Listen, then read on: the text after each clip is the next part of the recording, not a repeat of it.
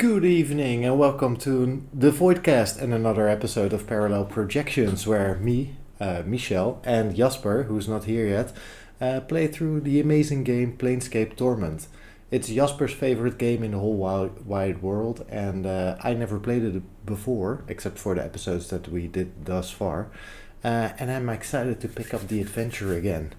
So, I hope you are all doing well. I see a lot of names in chat already. A lot of known names. So, if you're here for the first time, this is the show where we play through Planescape Torment. Our main show is the Precipice of Dreams, where me, Jasper, and three other guys play Dungeons and Dragons 5th edition, and we live stream that every other Monday. If you're interested in that, please follow us here on Twitch, subscribe here on Twitch. You can see all our previous episodes on our YouTube channel, so be sure to check that out. Like, subscribe, comment. We love to hang out and discuss stuff with you guys. Also, follow us on Instagram and Facebook for the latest news, streaming schedules, all the artwork and some behind the screens footage that we post there regularly. I think that's it. I should probably talk some more to give Jasper a bit more time to join us. What can I talk about? This is probably, hopefully, going to be the first time that we don't have any technical issues during this show, so fingers crossed, but we'll see. If it happens, it happens. It didn't bother us last time. Well, I'll just kick it to the intro and we'll go from there. Haha, wrong intro. So we have problems, but it was human error. We need to do this one.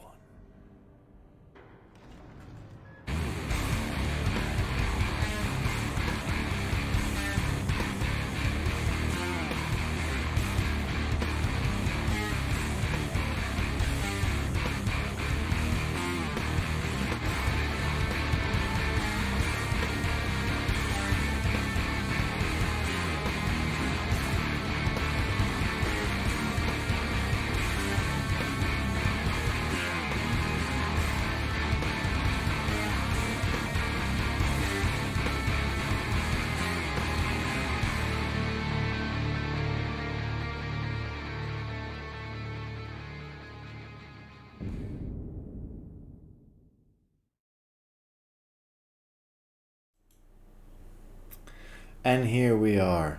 And Jasper joined us too. Which might be a joke to you guys because you see a weird drawing of Jasper. But no, Jasper is actually here. And if he is ready, then I'll throw it to him. Are you ready for the live stream? So we'll kick it to this one. And there he is. You're still muted. Hey. Yes, I know, but here I am. Yeah, we can hear you. Yes. How are you, nice. Jasper? I'm fine, thank you. I had a busy day, but I always get some relief from playing any type of Dungeons and Dragons game, I guess. So ready to be pumped full of energy again this evening. Great. And I have something extra. I just got it because I have been saying for like 6 sessions that I have all these Planescape products, but I can't produce my books. In any of them. So add some other products. I still haven't found my boxes, but I have this book. Where is it? Which is from one of the box sets. So that should be sufficient. How do you say? I can't come up with the word. Is somebody using an electrical saw in your house? Oh yeah, that's the coffee machine. I have a Monster's Compendium, and then I've got these cool adventures, which I'll show you. Well, Dead Gods is a very cool adventure. It's very unique. It's an adventure surrounding a certain god that's that we have seen even in Critical Role, by the way. But it's a big kind of lore thread that runs through all the editions and evolves. And this one is from 2nd edition, but there was an adventure about this god. I will not say its name. Published in 2nd edition, but this adventure takes it from the viewpoint of the planes. So it's a totally different adventure. It doesn't touch upon that other adventure, but it shows you a kind of behind the scenes thing of that adventure. So that's pretty cool. All right. And I've got this book on Hallowed Ground, which is like deities and demigods, which is still a product that probably will get printed for 5th edition again, by the way. But this explains it from this explains all the deities and demigods from the view as if they were powers, as they are called, of course. And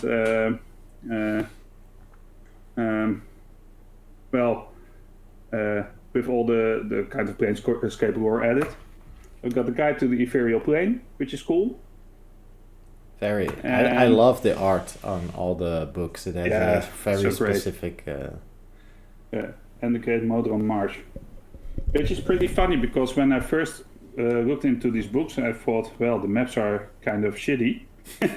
But when I look at, for example, I've got the Night Below 2nd edition box set here, and those maps are shitty because they have literally no feeling to them. You don't have any idea of what's going to happen. Well, these show the chaos that's part of the planes in a single drawing. So yeah.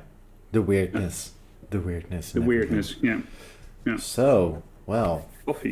Coffee. I have water in my X-Wing blueprint cup. You have to start the Twitch thing, but you can start if you want. How are you, by the way? I'm great. Didn't have a real busy day today, which is also nice for a change. So I've been doing some Voidcast stuff and preparing for the stream, of course. I think I have about a 4-second delay, so that means that when any kind of dialogue shows up, I'll be 4 seconds behind you. But in most cases, that shouldn't be a problem, I think. I think that's okay. It will become the game for me to try and press the continue the dialogue while you're still reading for a smoother transition. That's what I did last time, and sometimes it worked.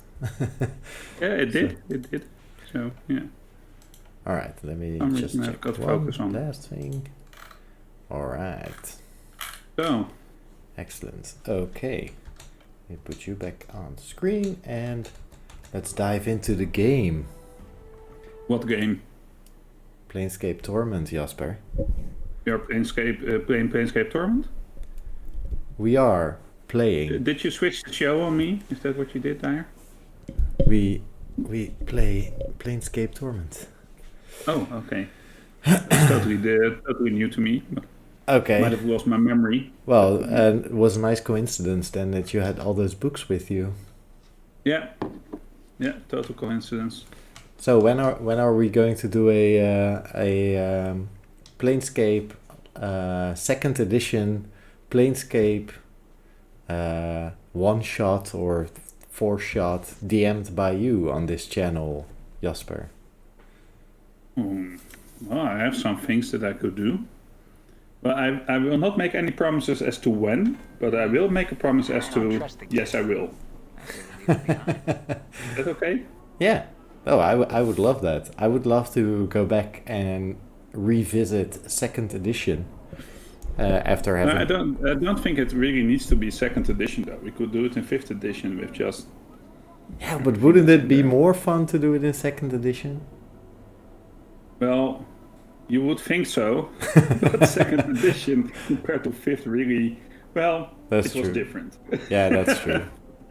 Well, you know, we've come to expect that we can do all these things as our classes, and then you strip all those powers away, and you get 2nd edition.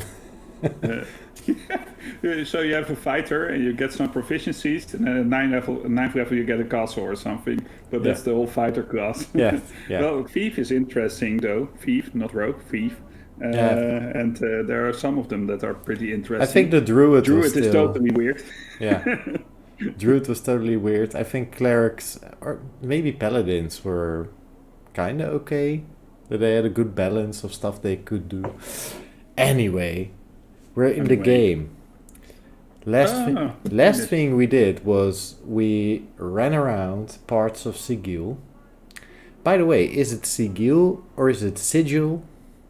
Sigil. You've looked this up. I wanted to look it up because I saw... Yeah, it's Sigil. It's Sigil. Okay. Interesting. If you say Sigil, it's blasphemy. Okay, cool. Because there was this... I don't know. I came across this post where they were talking about Planescape and the planes, and then every plane had their own icon or sigil, and then I thought, would make sense. But... Yeah. Okay. Right. It is called Sigil, of course, but you pronounce it Sigil. Yeah. Okay. Cool. So we were talking to Porphyron, and we got a necklace for him, and we gave it back, and we ended our episode there. I think. Yeah. At the start of our episode, we spoke with him, and he told us that he was mugged by 3 bandits wearing black and red, and we went over to them and got his necklace back. He was a trained fighter, but he could only fight in the last war. Yes, So, yeah, he's a pacifist, saving all his powers for the last war. Yeah. So let's and he'll probably die in the first 6 seconds or something. maybe it would, like, all the training but 0 practical experience. I could probably have killed him. Yeah, sure. Yeah, sure. brag. Look at this guy. So we can take most of the time we start off our episode by looking at our journal screen. So let's do that. Yeah. Because I think we also did some other quests, right? Yeah, I think so too. Southeastern section of the hive. Quata. Yeah, those we all know. You did find. Yeah, we have to go to Being the Sender, because I think we spoke to Craddock. That was that whole line with the guy who didn't want to work.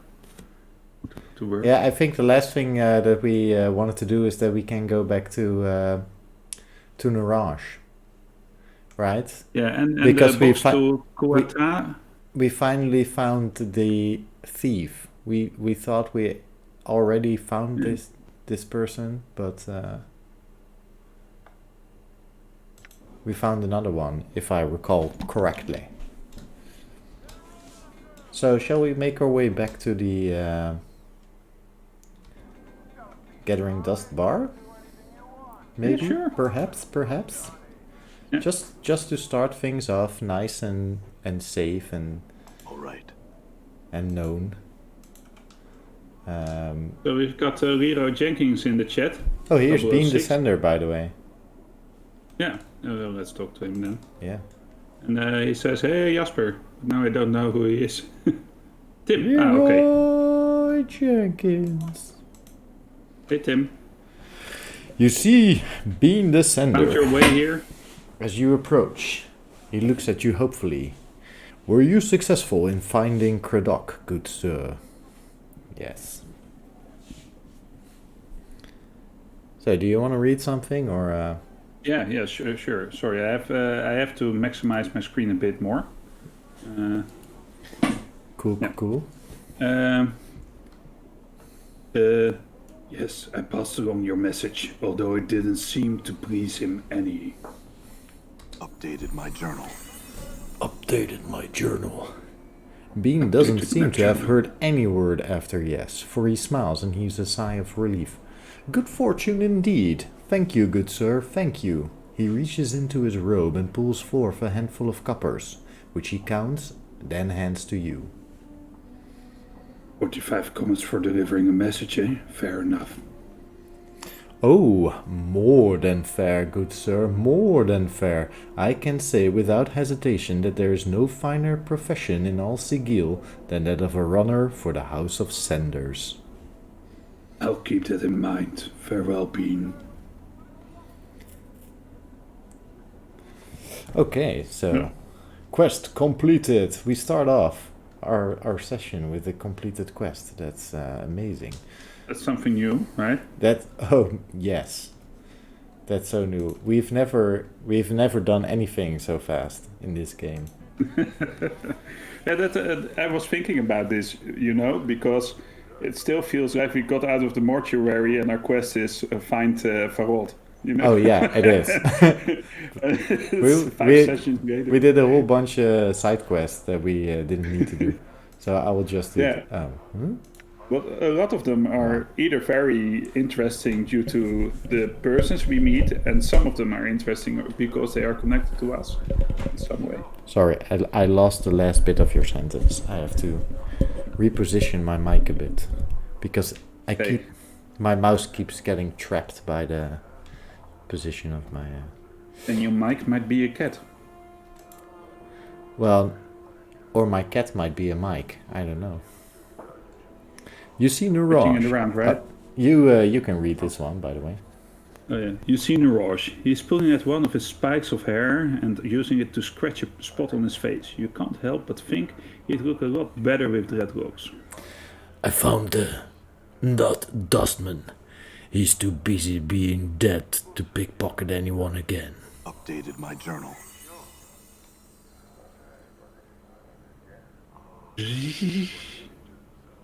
Do you know what's missing right now? What?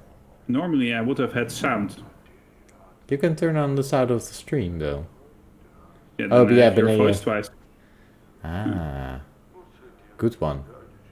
So that's a bit of a pity right now. Yes. The Roy's lines of worry smooth out as you speak. Thanks, I give high. He reaches into his robes and draws forth a large bag, which he hands to you. Copper coin, fries 100, and he reaches into his robe again, then throws a roll of bandages to you. Need these bandages more than I, you seem. Thanks, glad I could help. Farewell. I don't know, can she, Tim? Let's see. All right. So Jasper, for this episode, because you raise a good point, and I think it's important for you to have the sound of the game as well, because that's adds to the atmosphere. Not for this episode, but for next episode, I think I will just see if I can either stream the sound to you through Discord, or else we'll do the screen share again.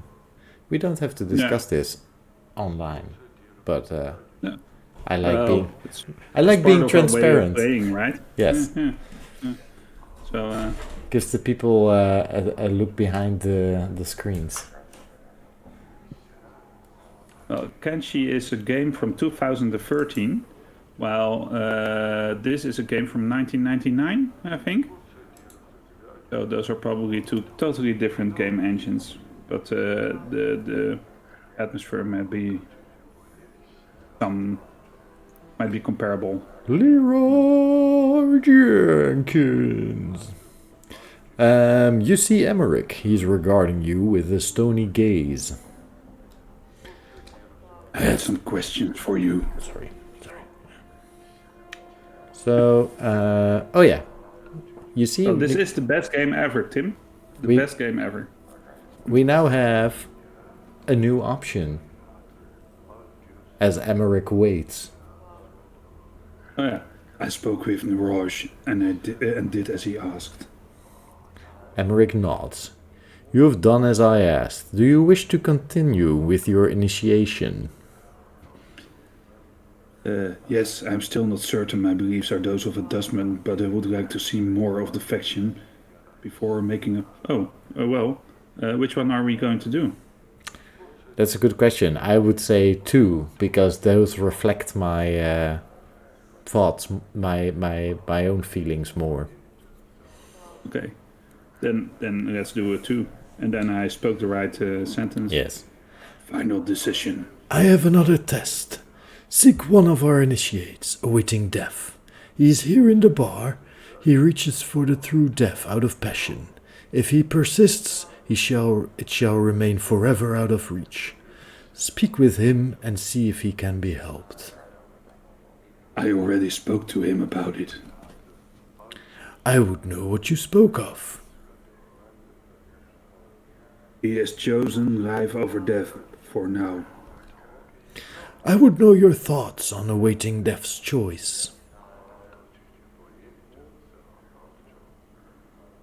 Well,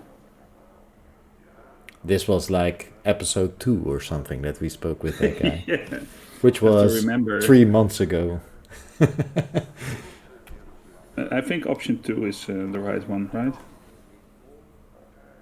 Yeah. I think, was this the... Although option 4 is pretty interesting as well. Yes. It is. And with that, I think it's option 4. So Tim, this game will never disappoint, but it's you have to read a lot. That's a thing. But if you like reading, then it reads like a novel, or even better, it's almost literature in some aspects. The conversations are... The Deep. dialogue are, deep. Very well written. Yeah. For us non-native English folk. Anyway, we take 4 then. Yeah. You spoke with the initiate awaiting death. Your thoughts on the initiate awaiting death are known to me. You have done as I asked. Emmerich nods. I have another test. There is another I wish you to speak to here at the bar. Her name is Sarah. Sarah is an initiate of the 5th Circle. Emmerich falls silent for a moment. She no longer holds Dustman teachings as she once did. Her heart is bitter. One would know why. I already spoke to her. The fever she was stricken with a half month ago has made her afraid of death. She blames the dustman. I would know what you said to her. I told her that her fear is temporary. Time will prove her a dustman. You have done as I asked. Emmerich nods. Do you wish to continue your initiation? No. What harm can it do? We will never get this option again. Right? We already decided that we were going to do it, right? It was the bright red button to push at that time, and I But think there it still are two holds. options here. Yeah. You know, bonds are meant to be broken if when need to. I feel in specifically in these kinds of things. I know as we learn more of our own life and of the world and stuff, I feel that we can probably squeeze our way out of the dustman if we need to. Michel, Yes. are you saying at this very moment that you are going to break alignment and not regret it? It's a good question. If you want to answer to that, check back tomorrow live on our Twitch channel with Jasper Show Talking Void, where he will where he will where he will sit down with Eric and talk about the moment that you break alignment and regretted it. And look at the stream now. The ad just came up. That's perfect timing. That's perfect timing. Perfect timing. Yeah. Man, sometimes. So we go for option 1, right? Yeah. You were reading the Nameless one. Yes, there's more I would learn about the Dustman faction. I wish to continue with the tests. As Sorry, let's start again. An initiate of the fifth circle, Sugo, has undertaken missionary service for the Dustmen. Emmerich falls silent for a moment. You don't know whether he's trying to make a point or whether he's confused. His path is not one known to me, nor to the faction. I would know his whereabouts. I'll go look for him then. I have some questions first, though. Emmerich waits. Let me see. I've not done this before in chat.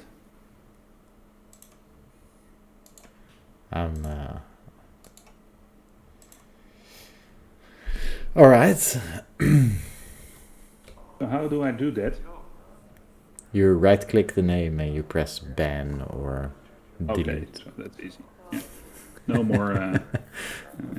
Sorry, guys. We had some was spam kicking in the chat, and we're still sorry very for the much attention to chat in this strange manner. Now I know what to do. Yeah. And then I have some questions first. Okay. I must take my leave. Farewell. I think we've seen this guy, right? We've seen this guy, but we've never been able to ask him whether this was his bar. I mean, Yeah, is it? We did that. Yeah, we did. Yeah? Are you sure? Yeah, I'm sure, but you can click on it. Are you again. sure? That's no problem. Yeah, I'm sure. If you measure... Yeah, okay, yeah. I already see. I see the answer. Even though it was 3 months ago, I know that I've already read this. If you measure ownership in copper, this is not my establishment. If you measure ownership in spirit, it is mine. He pauses, as if trying to emphasize a point. The dustmen here are my students. They are under my protection. Okay. I must take my leave. Farewell. Like my skills have increased. So that process of some quests, right? Morte just leveled up. So we did this hardcore, right? No taking backsies. We didn't do not do any take backsies, and with that I think you mean that we don't get max hit points every time we level up. As well. Yeah, right. Okay. Yeah. So let's kick in. Level up. Come on, man. Roll He's a hard. fighter, so we now know that fighters are boring because of my introduction. So. But at level 9 he will get his own keep. Do you see his resistances, by the way? That's why he makes a perfect tank, right? Yeah, he has some resistances, yeah. He has all of the resistances. Yeah. He has all of the resistances, but he's a floating skull. So, yeah. Don't have to worry about fireballs if you don't have body or flesh or muscle or That's whatever. the funny thing you're saying now, because he doesn't have fire resistance. Well, a skull will still... Yeah, okay, I guess, yeah. A skull will still burn. I don't know. Okay, let's just press the level up button. Yeah, let's do that. Plus 1 fist. That's funny because he's a floating skull. Saving throws have improved. Fighting skills. 4 hit points gained. And 2 from Constitution. Well, We rolled a 4 on a d10. That's disappointing. Okay. Bones burn. Yeah. Look how they ask us if we want to accept this. I mean, I don't want to accept it, but then there's no other option. So Let's try to accept it then. yeah, okay. Hey, we did say we were going to do this hardcore, so I know. I'm not That's sad. okay. I'm not sad about it. No, I'm not either. I'm just crying with all the... There's just something stuck in my eye. An arrow.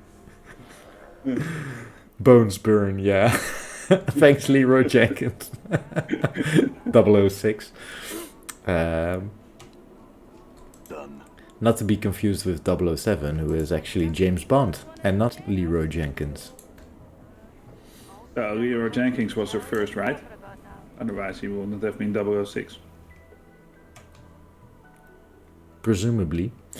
So, where are we going now? So where is this guy? Where's what we know guy? where he is? Oh, The guy we have to find. Let's go. So if you see me do this sometimes, I'm looking around my mic at my keyboard to know which button I'm pressing. Find Soego. And what did we do about Riekwind's curse? Curse of stench. It's been cursed. Perpetually excrete foul bodily odors from every orifice. Perhaps I could find a way to help him. He said he was cursed by some fat balding man who favors dressing in orange.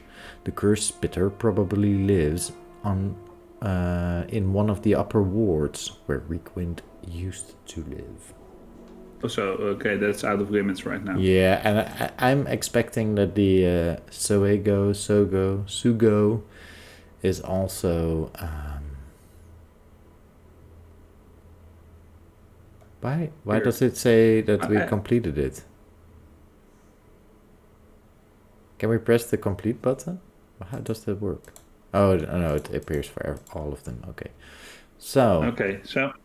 He has undertaken on the missionary box? service for the faction and has disappeared. So... Name, it seems familiar though. I've never seen something so ugly. I've not.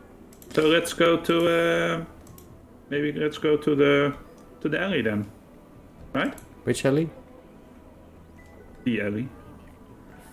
No. No, you want to go to Ragpicker Square. Ragpicker Square, yeah. Yeah. You go this way, we go to the area of dangerous angles. That was a kind of death trap. Remember? Oh, here we go again. Talking about death traps. Random attacks again. Well, they're not really random. I mean, at this point now we've destroyed so many of these guys that Sure, why not? They're it very makes angry. sense that they would attack us on sight. Huh? Okay. Yeah, sure. I'm gone.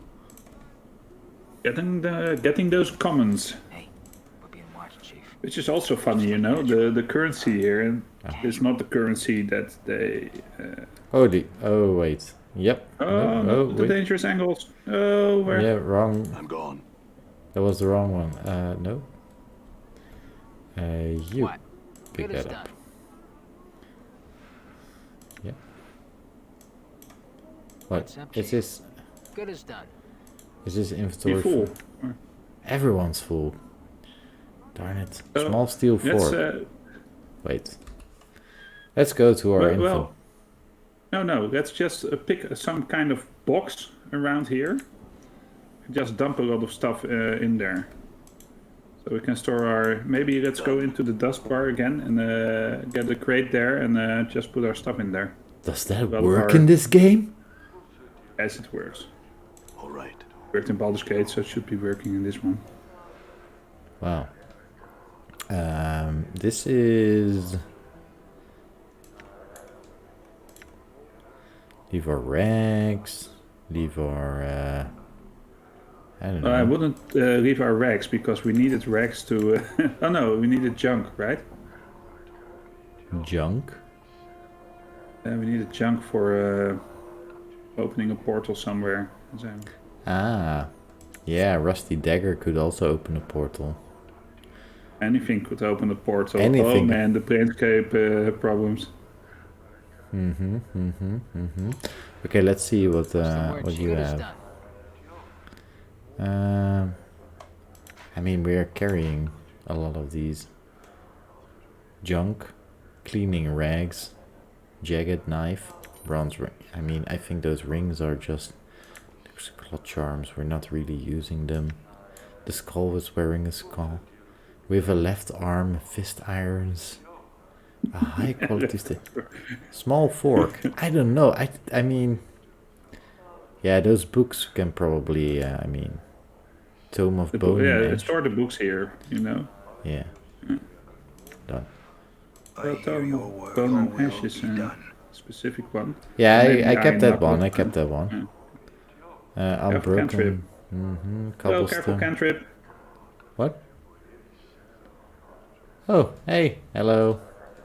There's a lady waving at us. Welcome to our stream. The stream where we play through. Do we know you too? Know you as well? Yeah, we they just started their own streaming channel here on Twitch called Careful Cantrip. And they are on their second episode in a campaign right now, and they also made some DM videos and also released them on YouTube. So And I'm going to watch that. copper earring. I'm just going to drop rusty daggers. We have plenty of those rings. Okay. Yeah. Oh yeah. Okay. Yeah. Sorry. I now remember. I remember. Scroll of strength. Receiving log page. Dustman request. Shout out. Pens note. All right. Cool. Let's continue our journey. What are we doing? We're going to Ragpicker Square, I guess. Is that an Yes, we are idea? going. So we have to go north, then we have to go Yeah, I know. west. Well, yeah, you know, but you just walked into the Yeah, I know, dangerous because the controls are still yeah. a bit weird for me. All right. Alright. Peripheral. Just move over any dustman you see to see if it's Sogo. Please. Careful cantrip. This is the best game ever made. We've told this a couple of times, but it's true. It is. But it's true. it's- Anyway, it's my favorite game, and we're playing it together right now. I know how this ends, or do I? And Anyway. I've never played it before. But it's very old school second edition D&D, which I love. And Yeah. But even more so, it's the dialogue is amazing in this game. and the involvement in the setting is great as well, because Shadow fingers. Casual. well, a lot of things that you experience in this game have to do with your main character. The main character is always the nameless one, so you don't have a say in that. And that's when I started this game for the first time, I thought that was really strange. But let's say you can customize them a bit, and the experiences vary from any game depending on how you distribute your stats and everything. And it isn't like a 5th edition where you know that if you roll high on a perception check, you will see stuff. No, it's all hidden, so you don't know what the difference will be between 18 intelligence or 24 intelligence, but it does matter. So that's how this game works, and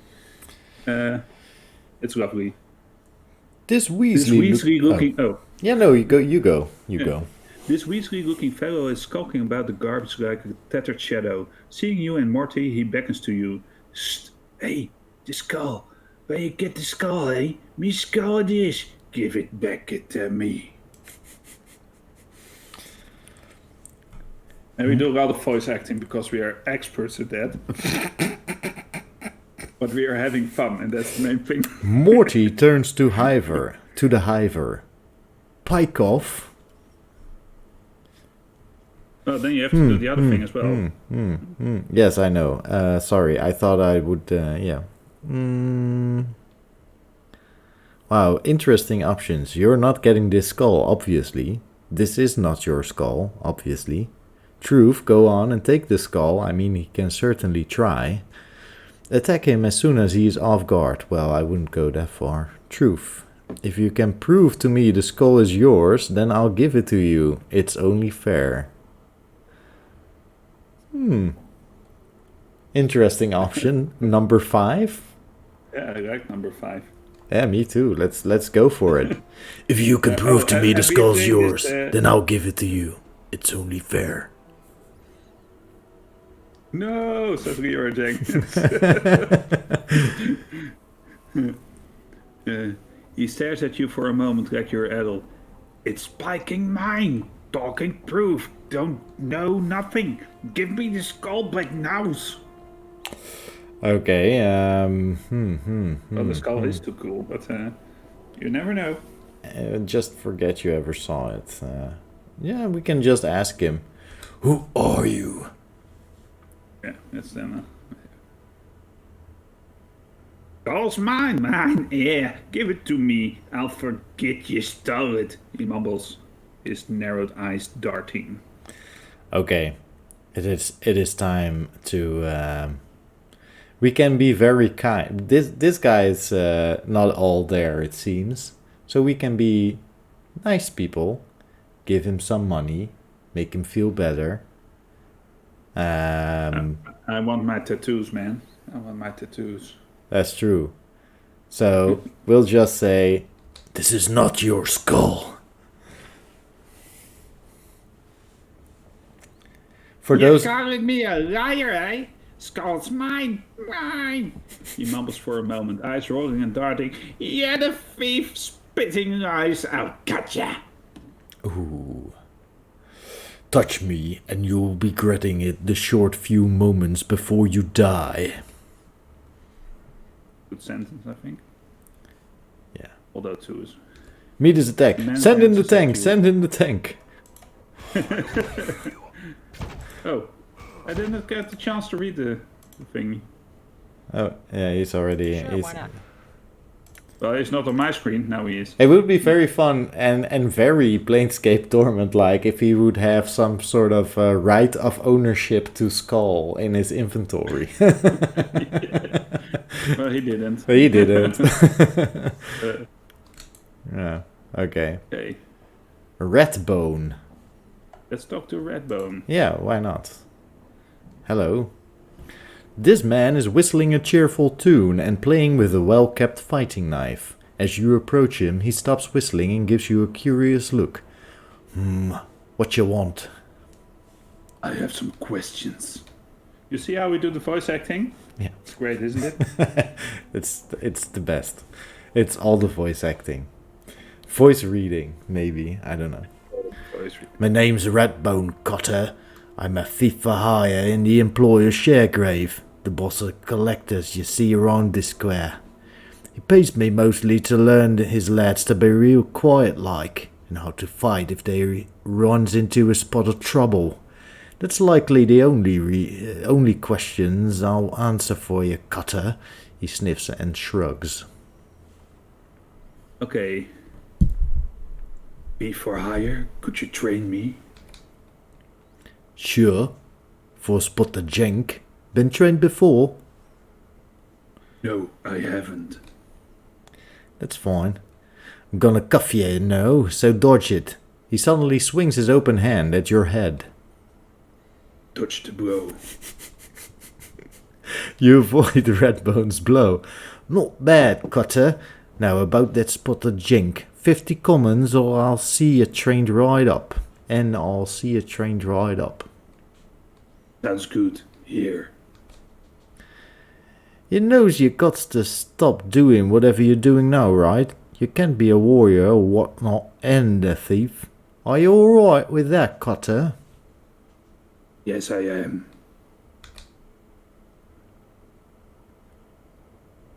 Yeah, we were lousy warriors anyway.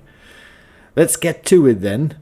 What I'm gonna learn you here are a thief's 6 best bloods, sneaking about, hiding, picking locks and pockets, finding and removing traps, and my favourite, stabbing plucking burgs in the back. Go on. Sneaking about, hiding in the shadows and moving real quiet like is right handy. Better a live git than a dead cutter, eh? Not only do you stay out of harm's way, if you doors want to stick someone, you've got the upper hand right off, but I'll tell you more about that later. Keep in your mind though, you can't go sneaking if someone's already looking at you. Go on. Picking pockets and locks is a good thing too. Supplement your income and such. Just be ready to runs if you get caught picking a pocket. And always check for traps if you're picking a suspicious lock. If you're gonna look for traps, just check the area over nice and slow. Sometimes it'll take you a moment or two to see him. Are we going for option 1 or 2? Because I think we all know what thieves do, right? Or... I know what thieves do, but do our podcast listeners know what thieves do? There are podcast listeners, of course. If you does find so we are in this alley? Yeah, we're in this alley. We're talking to Redbone. He looks like a trained thief. I don't know. If you does find a trap, use your skills to disarm the blighted thing. It's a lot like picking a puzzle lock, really. Go on! The last thing I'll learn is the backstab. Redbone sighs happily. If you manages to sneak up on a bugger and you wants to start a row, just attack the salt from behind. You've got a much better chance of hitting him, and when you do, you hits harder. Alright then, let's get to trading. Redbone nods. Alright, Cotter, first off, you got to relax. You're too tense. You're gonna have to let your instinct take over at times and trust your hunches. And so your training as a thief begins. Learn all you can. Updated my journal. 2,500 experience points gained.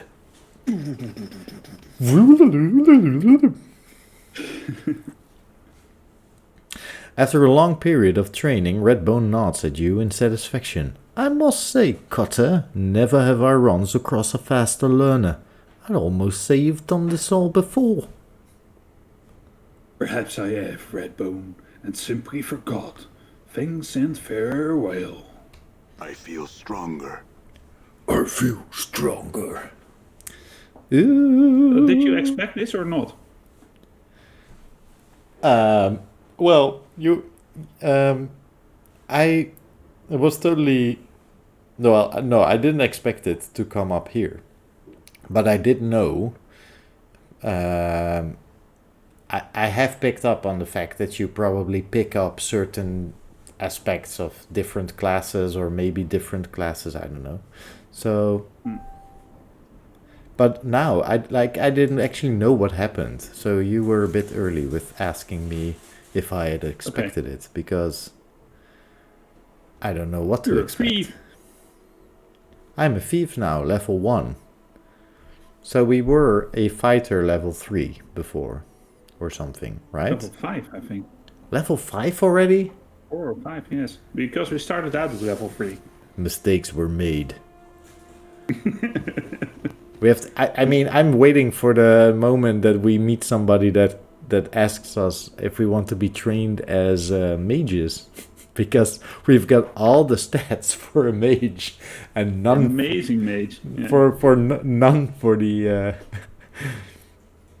You just lost all that XP. Well, we'll see, Leroy Jenkins, if we level up, how much we actually level up.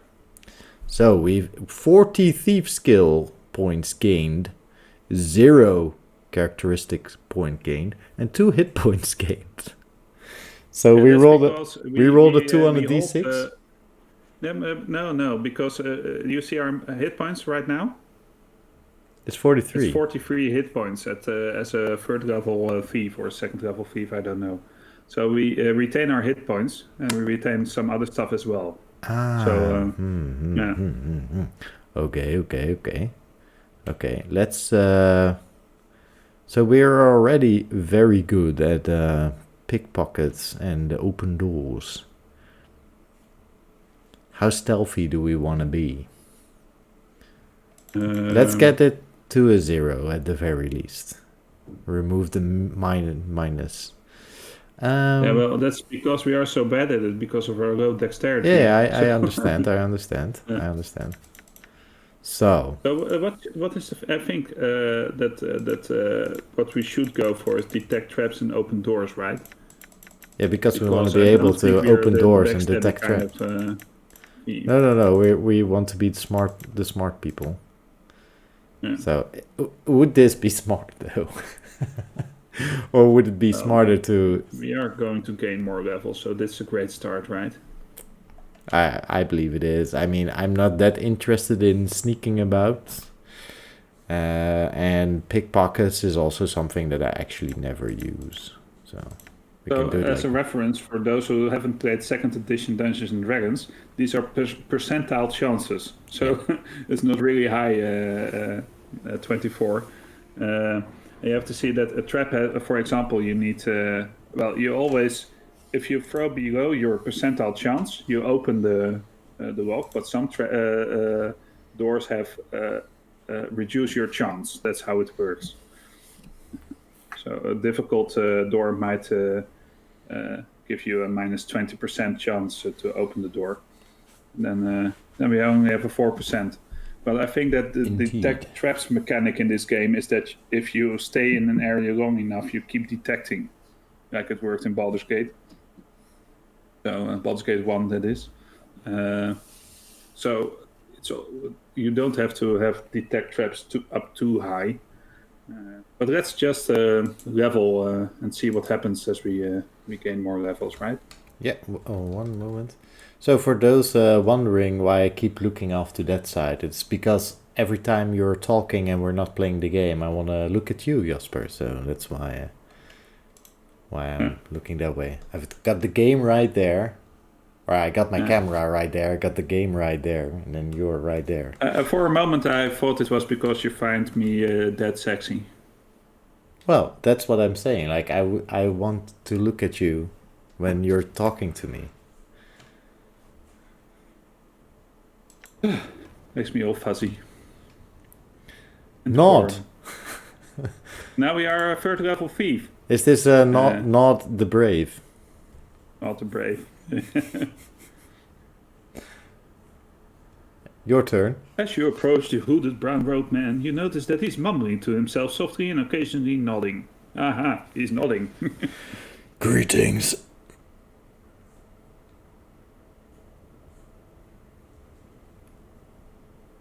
Someone comes to speak to Nod, speaks to Nod, yeah.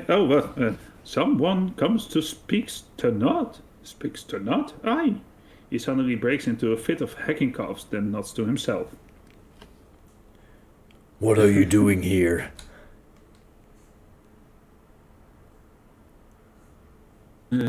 Nothing except looking for debtors, nothing else. He sniffs, then gives another hacking cough.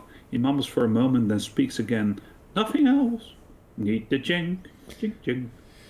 Well. Thanks for coming here, Herr Stevens. You know my attraction is real. Yeah, Tim thanks thinks so for too, thanks for joining us. This is going great. This is a great evening for me already. So modest as well, Jasper. You are. I know. I can't do anything about it. I'm just a very modest man. Okay, so we can ask him about the debtors or why are you looking for corpses, but we already know these things. Debtors are dead things. And he's looking for those corpses because he's a collector and he can turn them in at the mortuary to gain some jink or coppers. So we want to ask him about this place, or? Yeah, let's do that. What is this place? 2, 3, 4. He frowns and licks his lips. Ragpicker Square. This square. Trash everywhere. Aye, everywhere. He coughs. I had some questions. He nods. What? He sniffs and squints at you. Jink. He taps his head, points at you, then points at his hand. You want to know something? Jink. Aye, jink, jink. Are we going to dump the 10 in immediately and make him as talk active as possible? Yeah, man. With our charisma and let's do it. So we went for intelligent, wise, and charismatic in this character. Jink for not, jink, jink, he mumbles for a moment, hiding the copper coins away in the folds of his robes. Ask, not tries to answer, I.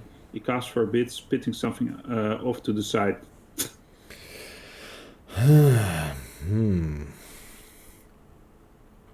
Well, Let's do the Verrot thing then, right? Yeah.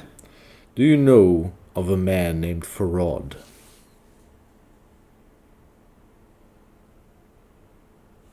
He looks frightened and starts to shake his head. Farad! He scratches at his head. What? What about him?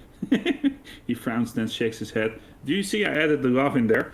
I know. As Great he is acting. not sure he should be speaking to you. We just gave you 10 coppers, man. Of course you should be speaking to us. Let's just... So let's do the one. Yeah? You want to push him? Yes, of course. Okay. Do you know where I can find him? He shakes his head, then mumbles. He glances quickly at you, then begins to murmur against himself. It sounds like he's uttering a prayer against evil. No, not here, in square. He frowns as if unsure how to explain it. But not in the square. He shakes his head again, then coughs. Yeah, because we already know where he is, right? He's underneath the square. Yeah. But then it's totally useless. Well, maybe he found a journal while Yes, looking for corpses. No journal. Okay. Well. No. He shakes his head vigorously. No journal. He sniffs, wiping his nose with his sleeve. You wanna ask him about the area, or shall we just? Yeah, let's do the area thing, and then. Tell me about this area. He points to the ground, nodding. A square, Ragpicker square, trash everywhere. Share graves is square. He mumbles to himself for a moment. Oh, now we can ask about share graves. So that's. Yeah, that's Farrad's competition, right? Yeah. But yeah, we can ask him. Tell me about share grave. Share grave, shadow long, falls over not. It does I. Not give some of his jink to share graves tell others in his shadow. Watches out for not, I. He sniffs, nodding slowly. Okay. Well, that was a total waste of 10 good coppers. That's all I wish to know. Farewell. So we can go into this house as well, right? Are we going into a house? Hey, we're not done yet, man. Oh, he shakes his head and coughs, then resumes his nodding. It ask not I, not ask a ye. Question for ye, I? Oh, okay. Oh yeah, give us 10 coppers, man. Then you can ask us all the questions you want. We'll give you lousy answers like you gave us. Okay? Okay, I don't think it works that way, though. Unfortunately. Just give it 10 years, then we'll just be talking to our PlayStation 10s or whatever. Really. Well, go ahead, ask your question. Not has a sister, I. Amaris. Lives in the hive, away from here, away from the square. So long ago, Nod was separated from his sister, taken away. You've been separated from her and you'd like me to find her? Updated my journal. That's the option we're going for, right? Updated my journal. You don't know her? He shakes his head sadly for a moment, chewing his lower lip. If you sees her, if you does, tell her not. Her brother worries about her. He does. He worries. Man, I nearly got tears in my own eyes. Why don't you go find her?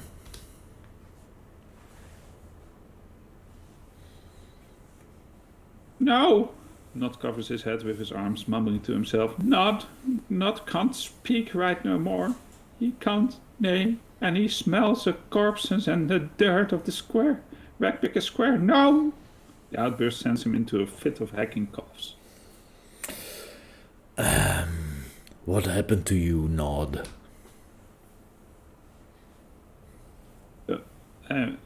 Anxious to know if we would have had these options if we didn't pay the $10. Good question. Nod sniffs, looking at the ground quietly. Finally, he begins nodding to himself, speaking softly. Nod was young. Aye, he was. And started hearing voices telling Nod, do this, do that. Bad things. Bad. They're chewing on Nod's fingers. He holds his hand to his face, and you can't see old bite scars beneath the caked-on filth. Go on. Hey, we picked that up from our... Oh no, that was also us. Never mind. Go on. Oh, Nod's parents takes him away, they does.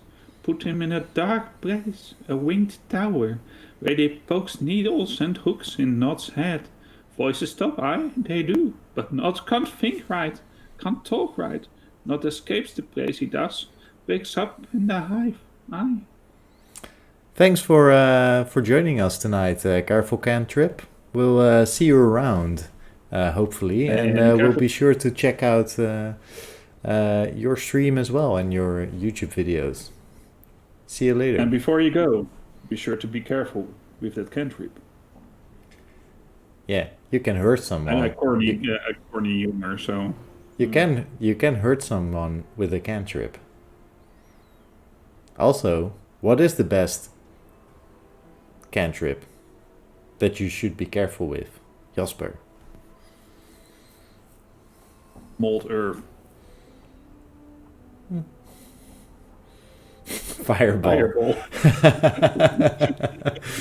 There's only one spell that counts for a wizard, and it is Fireball. Yeah. You don't mind the size of the room. Yeah. All right. Let's continue our game. Yeah. Voices stop. Yeah. Okay. Where is this winged tower? Oh, you did that voice really nice there, Michel. Thanks. You know. That place bad. He shakes his head violently, clutching at his temples before resuming his usual nodding. Go on with your... Wait. Go on with your story. Nod wakes up. There's collector's eye. Collector's poking at Nod, saying, look, not a dadder. Dadder is not. Takes him back. Takes him. And it takes Nod's back. They does. Back to the square. So long years ago. Alright. I'll find your sister for you. For a price. Sorry. No. No. We'll do this one. This is a freebie. For free. For another. We do everything. No. Not thanks you, he does. Not thanks you. And Marissa was pretty. So pretty. Lives in the hive now. Fair skinned she was. Hair like jet. And always in blue. Blue. She was always in blue. Farewell, Nod. Updated my journal. Updated my journal. Okay. So yeah, we can actually enter that building. I have no idea. We can enter 4 buildings. Yeah, we can enter. Sharegrave. Ah. Mm-hmm. Oh, that went... Okay, do we want to talk to a mobster boss? Or... well, he's not a He's not a mobster boss, but... We have entered his house now. Yeah, I know. He kind of can't die. He mumbles sourly. He's definitely not in good spirits. Done. So let's give him some spirits. Yes. Let's have a chat. Tall and lanky, this pale, grim-looking man exudes authority despite his gangly and somewhat awkward frame. A good portion of his left ear is missing. What little that's left is a ragged mess of scar tissue, as if the ear was bitten off, rather than cut. His narrow, shifting eyes, almost mere slits, look clever and dangerous. Greetings.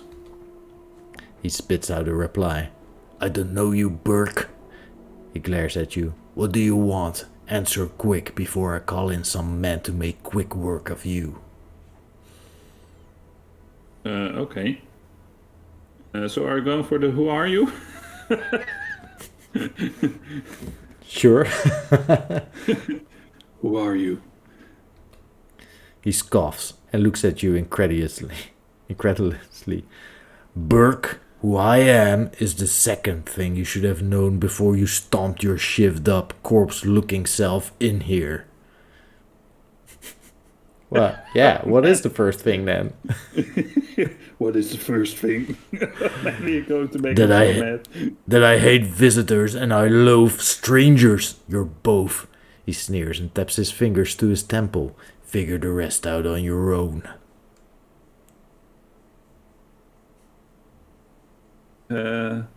Calm down. I don't mean any harm. Oh, you don't say. Well, that makes it all piking better then, don't it? Now, I'm going to ask you one more time before your arse hits the street, possibly in several pieces. What do you want? Shall we go for the option 3 here? Yes. Yeah. Because there's nothing to gain here. We can ask him questions, and knowing this game, they will be the same questions. Where is Farad? Where's my journal? What can you tell me? I think that if you are going to talk about Farad with him, he will probably say that if you're going to kill him, then there's a reward in it for you. That might be the case. I mean, we're not friends with Farad. No, we are not. I'm just thinking that if the next thing that comes out... Go for it. Yeah, there's a red button. He's right. Go for it. It's a red button. Right?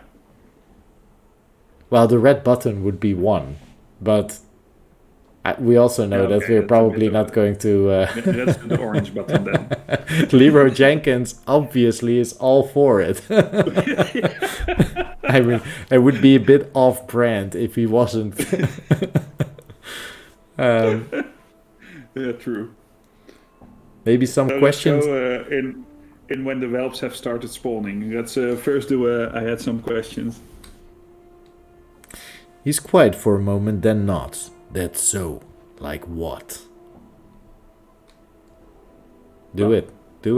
I am looking for a man named Farad. The tension in the room suddenly rises. Now, what a funny thing to be asking about. What do you want to know about old Blood Farad for? He stole something of me, and I want it back.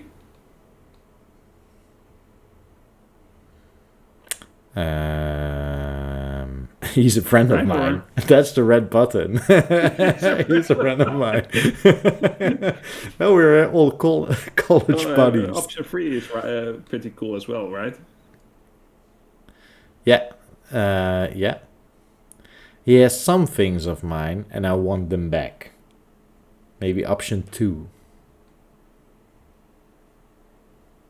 Yeah, but one makes it more obvious that we're opposing him and not necessarily meeting him on friendly terms.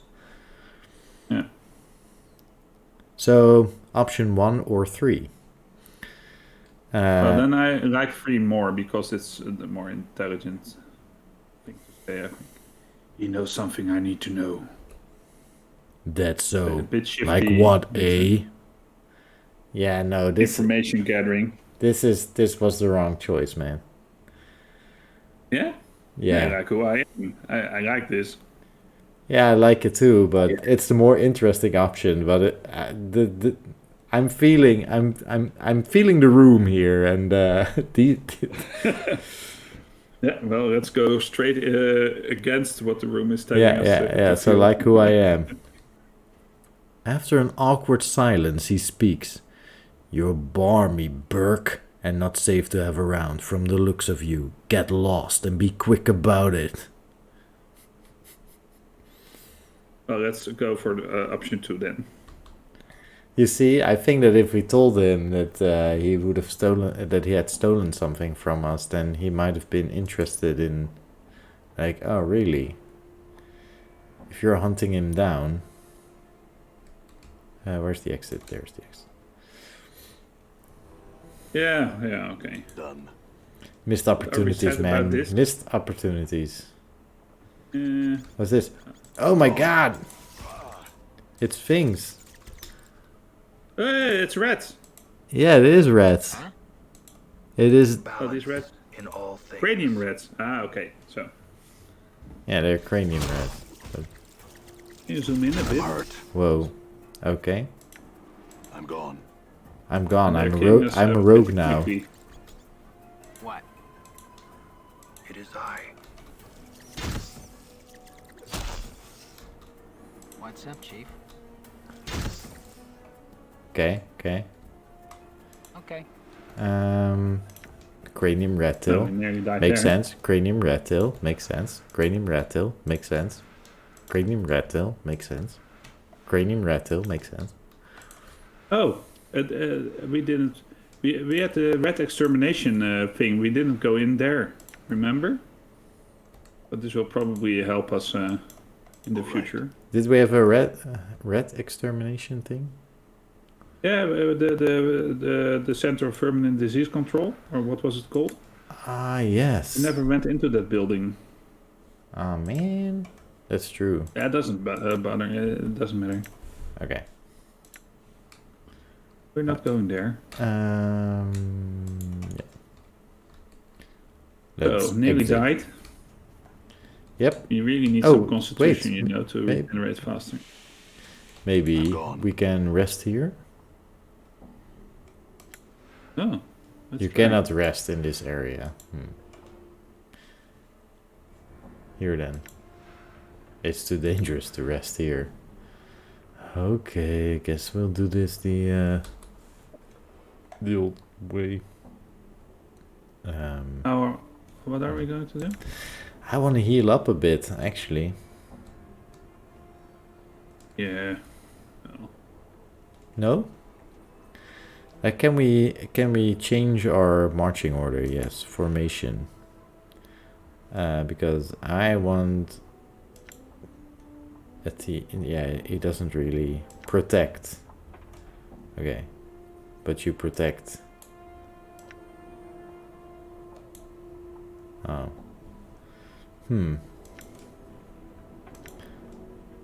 So, where are we in that Done. 5-star thing?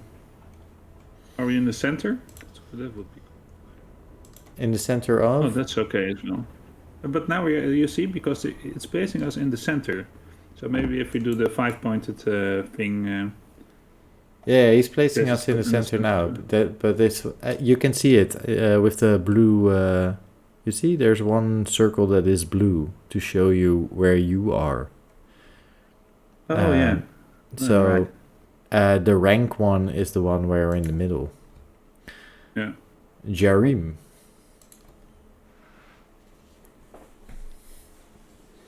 Interesting. What? Who? Greetings. Man of many words. I really don't have time to talk with you. You see, I'm trying to figure out how I'm going to complete any spell without a key component. Maybe I can help. My spell. Karen pauses for a second. I guess it couldn't hurt. I'm in need of a ruby to complete my spell. It must be of exceptional quality, not like the junk they sell at the marketplace. If you should find one, bring it back to me, and I shall make it worth your while. Farewell. Updated my journal. Well, that was a short conversation, Yeah, but we begin the quest.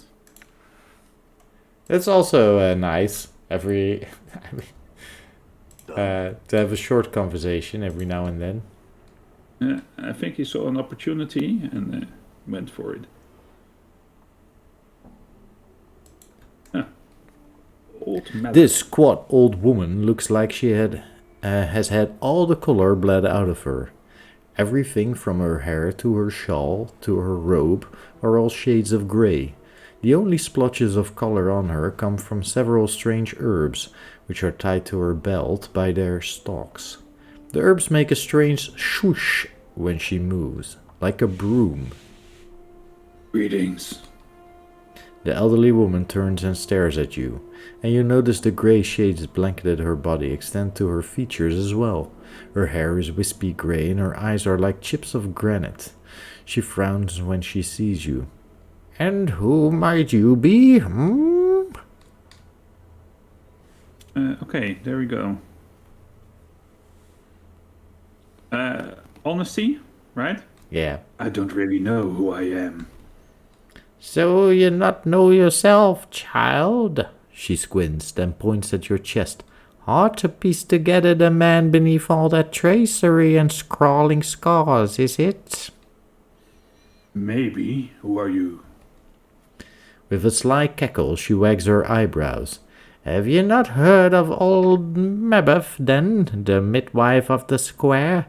Have you not now? She narrows her eyes, and her voice drops. Well, now you have, for I be Mabeth. You're a midwife? What do you do? My journal. Midwifery. I said bones right, drive the cough out of the sick, yank out squealing stubborn babes, mend cloaks or a rag or two, make cures and herbs and other such. She squints at you, studying your scars. Be needing a cure or three, do you then? Cures? Aye, you be needing some cures to look at you. You want to buy some, do you? She glances at the scars covering your body again, then shrugs. Too late to be asking for them, I think. Okay. Well, first option is not untrue. Option 3 is cool as well. Yeah. Because we heal ourselves when we sleep. Yeah, I know. But option... So all three of them are interesting, but we'll just go with option 2 or 3 immediately. Or 1. 3 is the more interesting one. Yeah. But we have to see maybe we can finally sell something here. You know? That's true. Well, we get all the options anyway, so Yeah. it doesn't really matter which. So pick one then, Jasper. I'm following your lead. Option 2 to start with. I don't need any cures now, but it might be useful later. And here we are.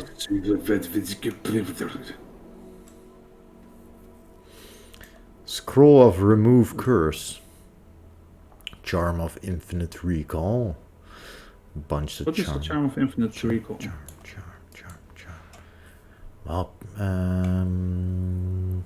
While practicing, some mage students discover a means to condense and store knowledge into a charm form. This particular charm contains the entire resource library of the famed Charon School of Mages. Unfortunately, the effect of this charm are fleeting and the user is rendered unintelligible for a short period of time. Interesting, but no thank you. Well, it's pretty good. Yeah, it is. We have we have at least 2 items that are not identified. It doesn't identify, right? Yes, it does. Oh yeah. Right there. Oh yeah. Oh sorry, yeah. Can a quick item menu.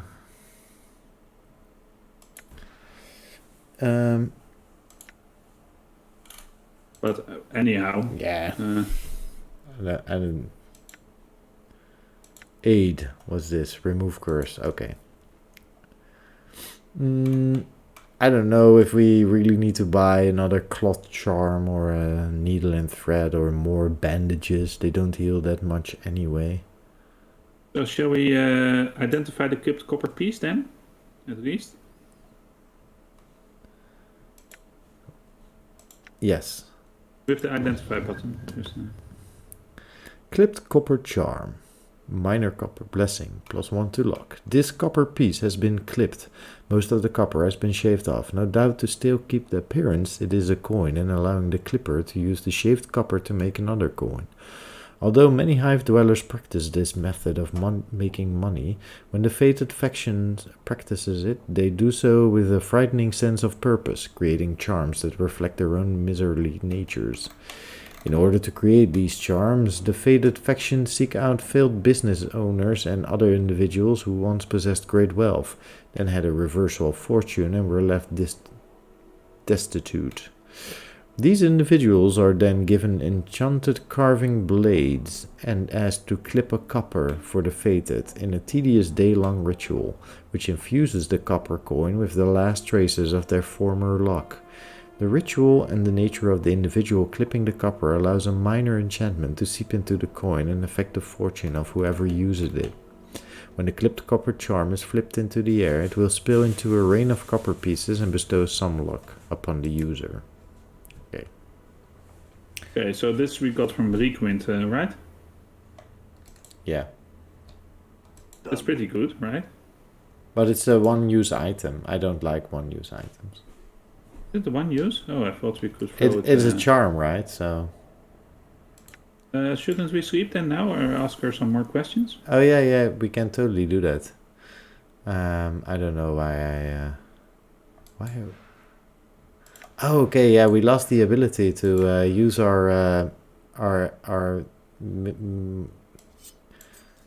Full weapon. Yeah, maybe we should identify this one first, right? Yeah, but we couldn't identify it here. No. We've never been able to identify it, actually. Yeah. Yeah, it's a one use. The blood charm on the bar. We at least have some. Put it on the cons bar. Sorry, what? The blood charm. Yeah. Put it on the quick item bar. Yeah, the clot. The heart charm. Yeah. No. Just to just put as many used items into the bars. That's true. So we have some more space. Yeah, we should totally do that.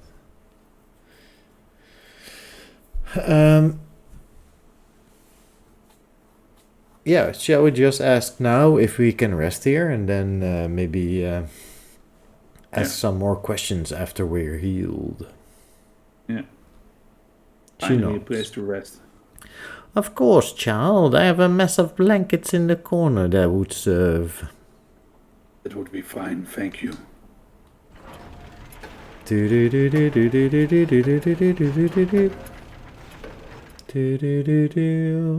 Wrong game. Wrong moment as well. We're not opening any boxes or chests. Alright, we're fully healed, ready to go and talk to this person. Because they're probably a witch. I don't know. So. Yes, I had some questions for you. Go on, ask then. Oh.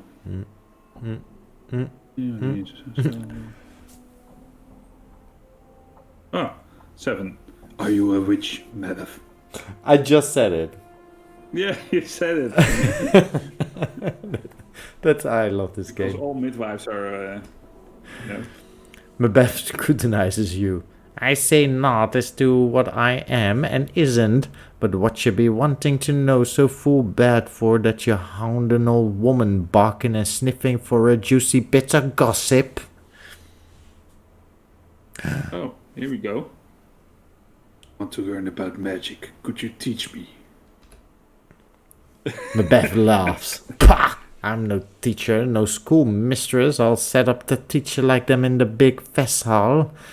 There's others somewhere, I'm sure, that spilled the dark of it. You'd be wasting your time with old Macbeth. So you would. I don't agree. I think you would have a lot to teach. Macbeth looks at you intently. Oh, I? Why? Do you want to learn such things?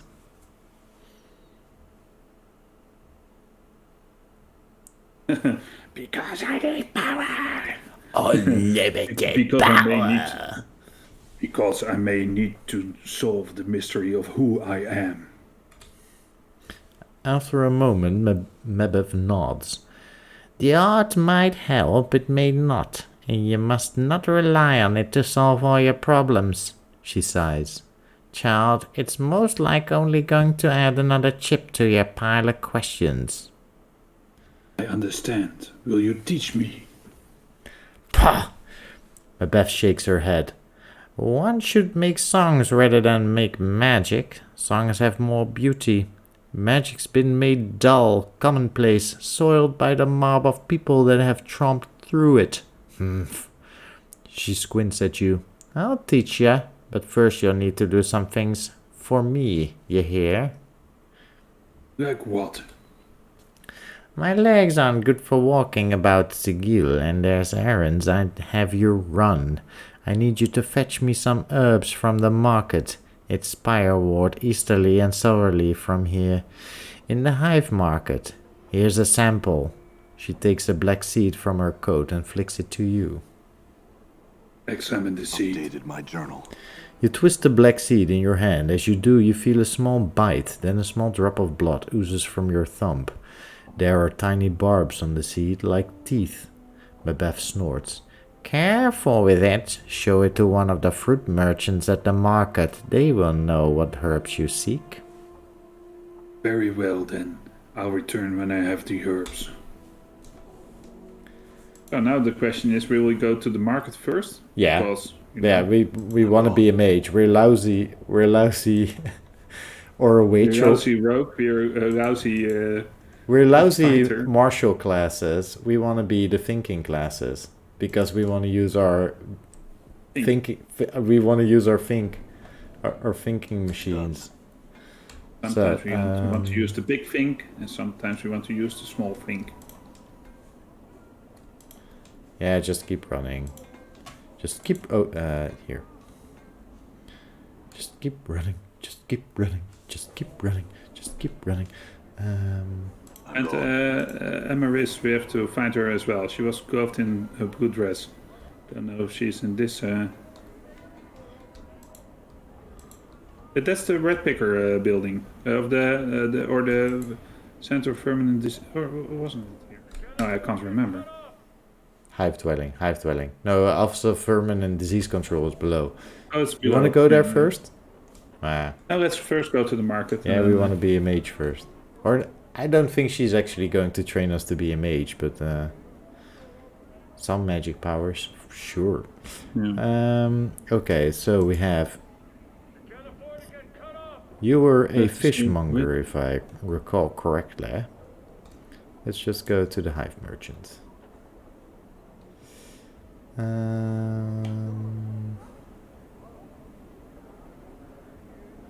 No. Oh, should I?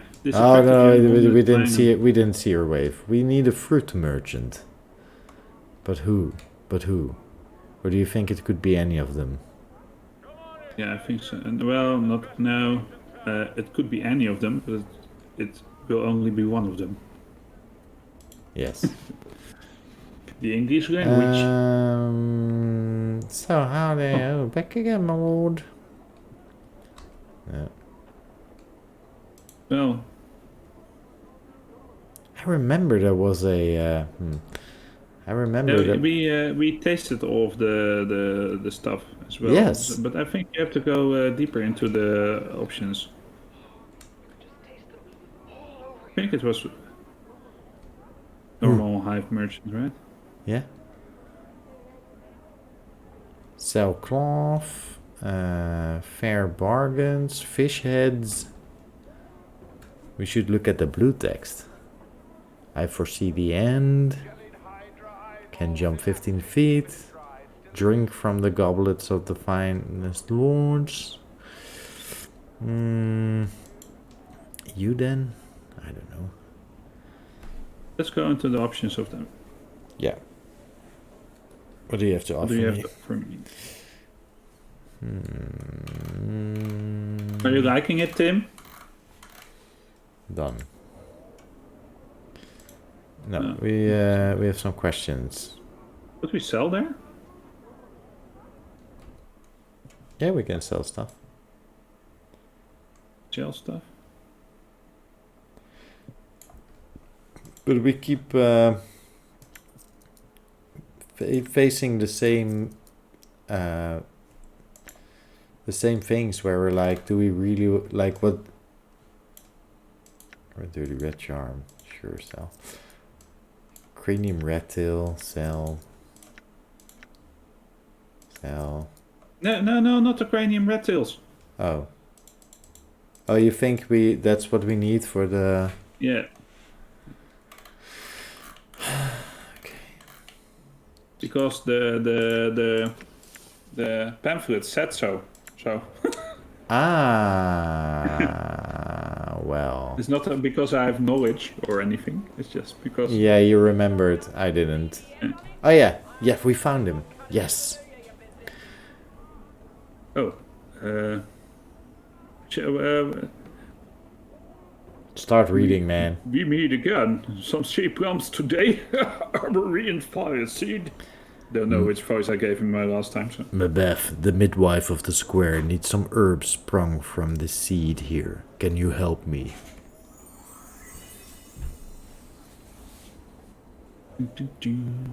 The man takes the seeds, looks at it critically. As he presses it between his thumbs and forefinger, he winces, and a small drop of blood appears on his thumb. Aha! The seed has got a bite on it. I noticed that. Do you have the herbs she's talking about? Already gained experience. He can't seem to take his eye off the seed. Lad, I don't know if there's anyone who has what your friend seeks. To be square, I've never seen such a seed before. You would need someone who cultivates seeds such as this, for I have none. Very well then. Where would I find such a person? Updated my journal. Oh, you're on the chase right now, so... Yep. Don't know the dark of that, friend. He hands the seed back to you. You'd be hard-pressed to find a gardener in the hive. Ah, We gardener. know a gardener. Speak to trees, right? Yep. Tree speaker, who was he? Tree hugger. Horns for trees could help. Yeah, Yeah, it says there in the text. Yeah. Great, yeah. I was looking at you again instead of the game. Taxi at Sigil. So yeah, maybe Mourn for Trees could help. Farewell. Okay. Know where he is. I know where he is. He's not here. So, but we first go. Let's just enter the vermin and disease control. Bippity-bippity-bip. Oh yeah, we should keep our eyes out for a blue dress as well. Oh, we are under attack. No, we're not. Phineas T. Lord XXX. See everything 4 seconds after you, so it's always a bit... Yeah, he's the T Lord. You see a squad, man. The 30, what is it? 10, I don't know. 39. Yeah, right? Yeah, 39. You see a squad man with red Hey, covered this might. skin. Hey, this is me, man. yeah, that's You yours. did this. You see a squat man Sorry. with rash-covered skin and So several guilty now. pustules covering his face. His clothes seem to mark him as some sort of official, but they are dirty, wrinkled, and covered with red hair. As you watch, he idly scratches himself with his stubby fingers. Greetings. I can't do him. Anyway. Aye! The little man shrieks. Oh, aye! The little man shrieks and jumps, startled. Clutching his heart, he takes a deep breath and pushes his spectacles up his rash-ridden nose. Yes, and what is it that I can do for you? He scratches his nose and looks you up and down, studying your scars. I have little to nothing in detail, so if you have come to plunder the premises, this locale is ill-chosen.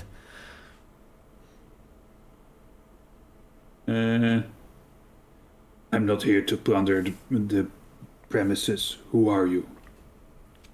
I am the respected Phineas T. Lord the 39th, in charge of his hive branch of the Office for Vermin and Disease Control. It is my distinguished privilege, he scratches his chest and puffs up, to inform you that we, in the bureaucratic sense of the word, we, meaning to encompass Sigil bureaucracy as a whole, are accepting bounties on all manner of vermin and strays that infest the fair streets of Sigil.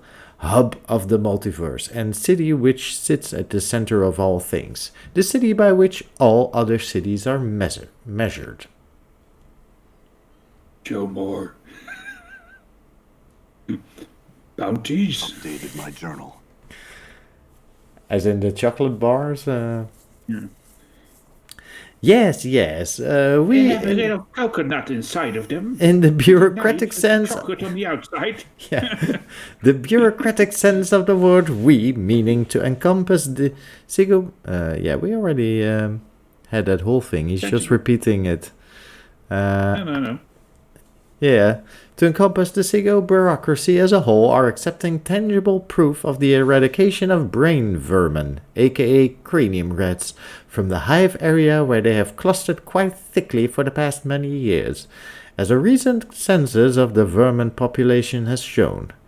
I am empowered by the Sigilian bureaucracy to pay a bounty of, he puffs up dramatically, 1 copper common per cranium rat delivered to my branch office. Didn't we just sell them for 10?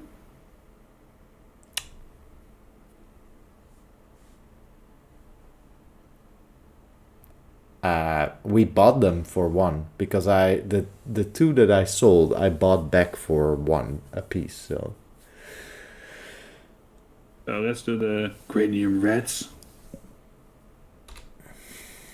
cranium rats are a species of vermin that become more intelligent the more of them are in close proximity to each other. 1 cranium rat alone is but a nuisance that chews at boards and burrows into food, but 5, 10 or more, and their intelligence grows until it surpasses even the intelligence of one such as myself. Scratches, then sniffs disdainfully. I imagine that 2 or 3 cranium rats might be enough to outwit you, sir. Wow. Wow. I like option 1. Yeah, me too, man. Because, yeah. Another comment like that, and you'll be wearing your ass as a hat. Phineas blinks. Your appearance seems to sink in at last. I withdraw my most inappropriate comment, especially in light of your recent assertion of dominance and physical superiority in this social situation. Which is funny, because we don't have a physical... we have a physicality, but it's not really... Not that strong. No. How many cranium rats are in Sigil? More than enough to last a bounty hunter a lifetime, perhaps several. Had some other questions. And your questions would be? How did someone as illustrious as you end up in such a place? Well, it's quite an epic tale. You see, I was born here in Sigil.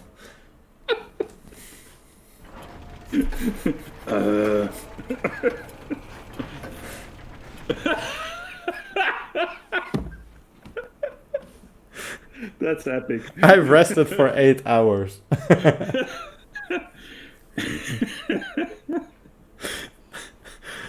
And then I realized that I had somehow offended my colleagues, for I find myself promoted to this branch office and have remained here for these past many years. He sighs, then idly scratches his nose. I had some other questions. Brilliant. Okay, tell me about OKMS. I have some red tails. I'd like to collect the bounty on them. Excellent, most excellent. Claps his hands diligently. Let me see. Okay, so this is going by the 1. So let's try it for once. Turn in a red tail. Collect Phineas the bounty. hums merrily as you complete the transaction. Thank you, good sir. The city of Sigil and I appreciate your efforts on our behalf. Okay, I had some other questions. And your questions would be? Is that rash of yours contagious? My rash? Contagious? No, well, at least I don't think so. It's a symptom of the position, I'm afraid. The job literally grows on you. He scratches himself again. Okay. I see. Well, thank you for your time. Farewell. Okay. Done. Okay, so let's collect the... Oh, there's another door here? Yeah, but it's locked, so. Oh, you already did it. He's only giving us Oh, one. wait. We are a thief now, right? Anyway, Yeah, we it's are. obvious to do But- it right now. You want to open that door? Oh, With a 24% chance of actually opening it. baked red seeds? There's a guy selling red outside of the door. What? No, let's not do it. I'm That's, gone. Frieden, did we talk to him already? I don't know. All Who? right. What's the word, Chief?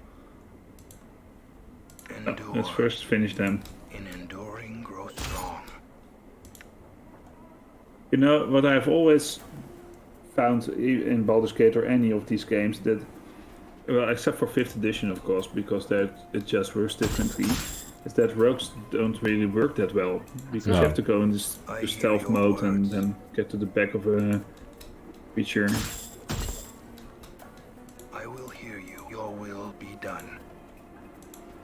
Oh. Balance in all things. Balance in all things. Alright, Thanos. Tunnels. Yeah. Good as done.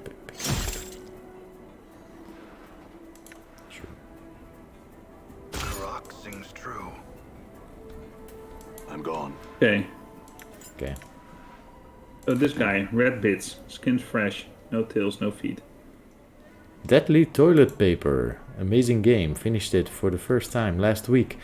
I hate top-down isometric games, but this is now easily in my top 5 games. Hey, thanks for joining us. Yeah.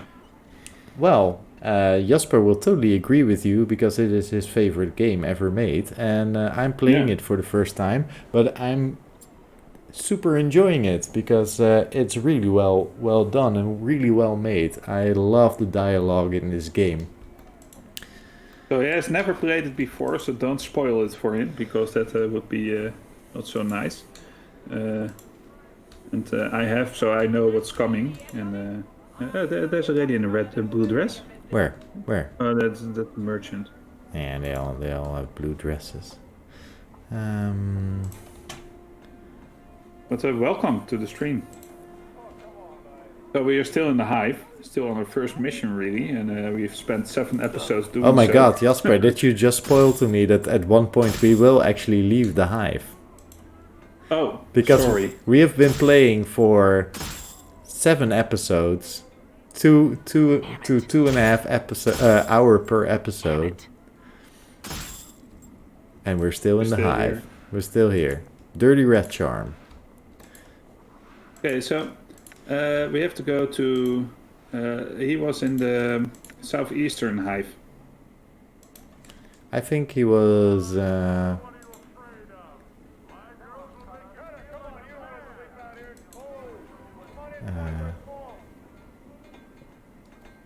Let's see. Sorry.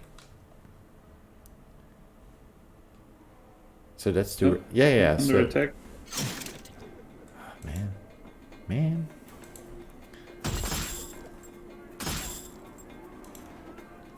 Deadly toilet paper. Oh wow, I think the game took me 30 hours or so. You Oh. will be here forever. we 30 figured that we have about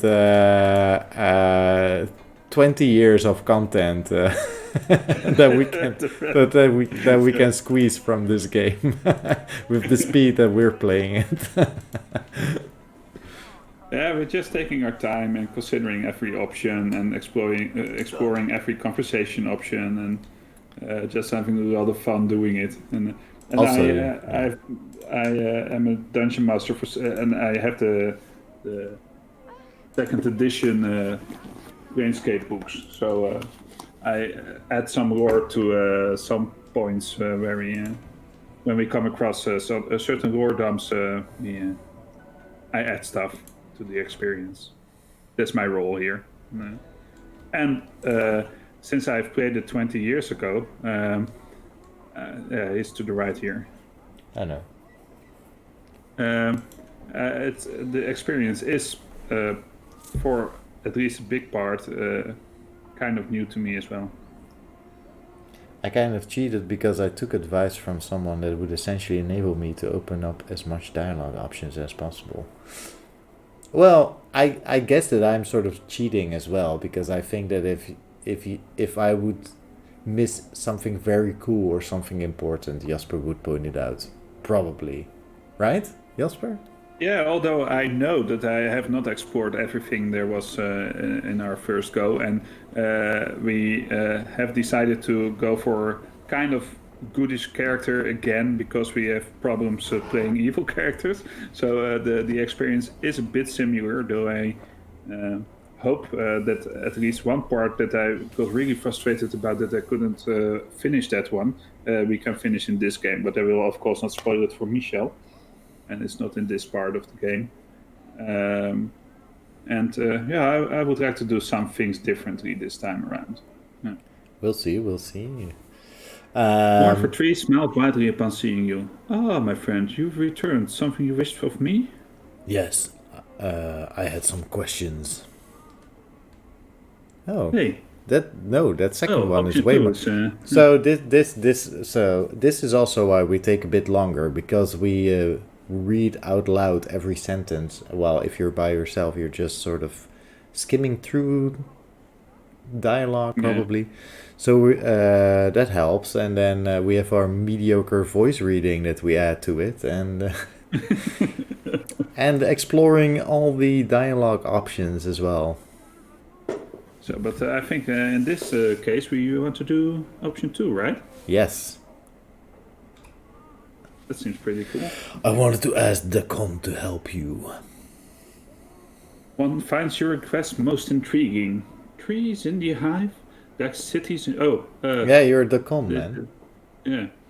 One finds your request most intriguing. Trees in the hive, like cities in limbo.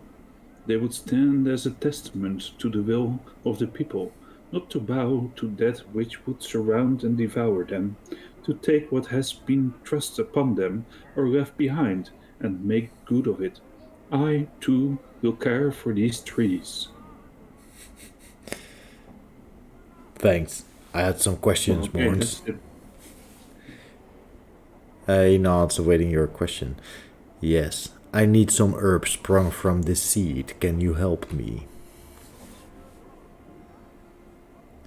Also, there's a 3-second delay, so Jasper has to wait before he can read.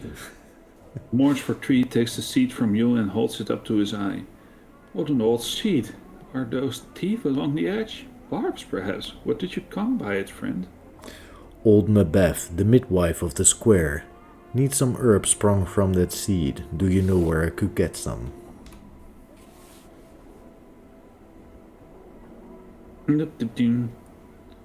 No. Morn for Trees continues to stare at the seed in his hand.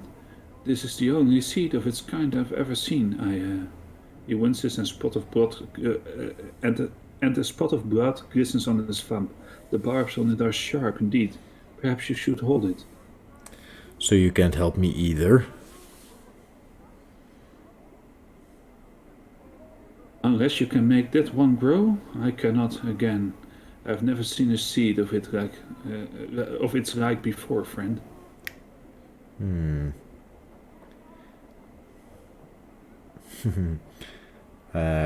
not Option going... 1 then, right? Well, playing evil is always hard, I think, because it goes against at least my nature. And, well... Jasper, you laughed a bit too nervously about with that. At least in my nature, I mean, I would never... Yeah, well...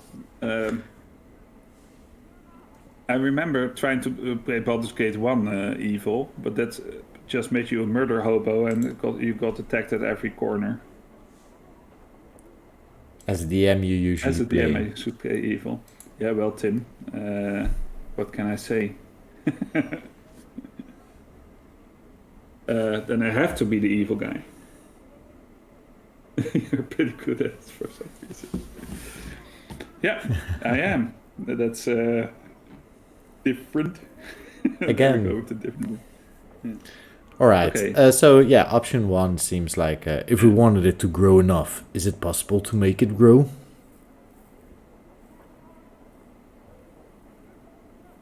Mourn for Trees looks at the seed. Perhaps, if you cared enough to see it grow. Focus on the seed. Will it to grow? Shall we? Yeah, it's interesting. Yeah. To your surprise... Oh, no. Huh? Yeah, to your surprise there's a crack and the seed splits. Twigs splitting from its surface like fingers. Instinctively you drop the seed, but the tongue-like twigs wrap around your wrist and will not let go. What the Updated my hells? journal. There are more than one hell. Mourn for Tree stares at the barbed branches wrapped around your wrist, stunned. I think the barbs on those new branches would be more than enough for what your friend needs.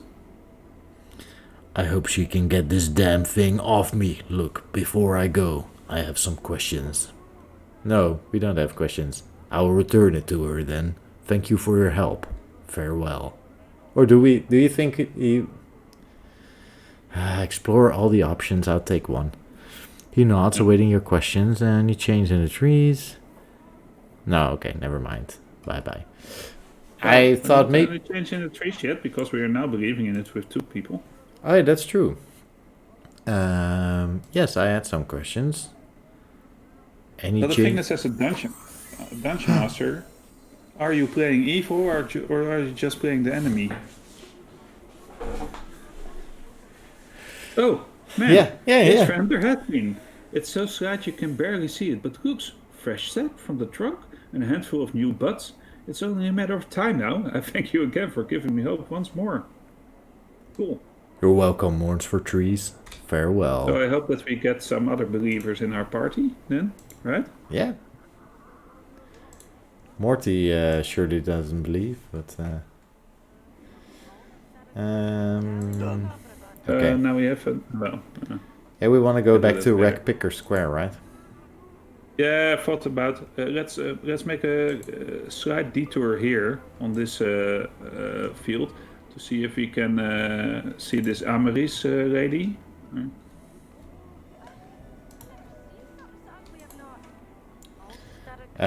Sure, but I mean, I don't know if she would be here, but black hair, blue dress, but it's getting dark to see. Seed quest stumped me for a long time. Ragpicker Square. Is that In right? what way did it stump you?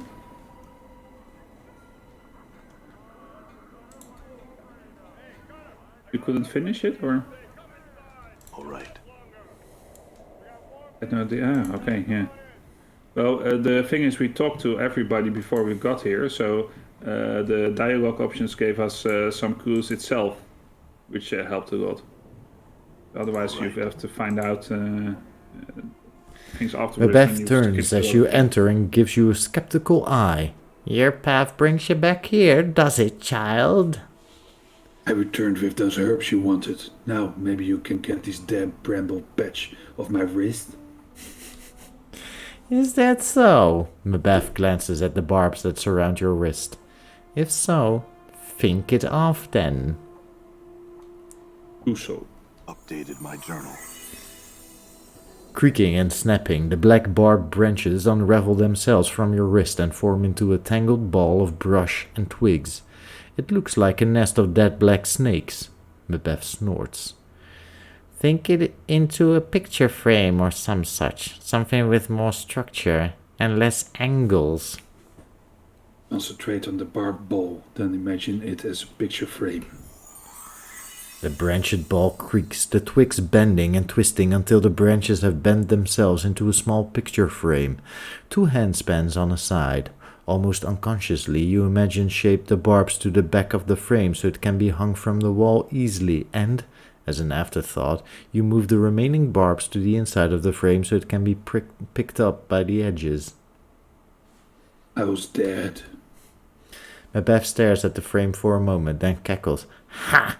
Square enough it is. Good work, child, good work. She picks up the frame and scrutinizes it. This'll do nicely. Is that all you wanted it for? Aye, well, this is enough, she sniffs. Aye, but there was one thing I forgot to tell you to fetch when you left last time, and I'll take you back to the Merchant Square, it will. Look for the cloth seller, Giscarl. He has some rags of mine that he was supposed to wash, and long has it been since I first asked him to do it. I see. Oh, well. I'll go get it. Farewell. That's not, I feel stronger. Annoyed.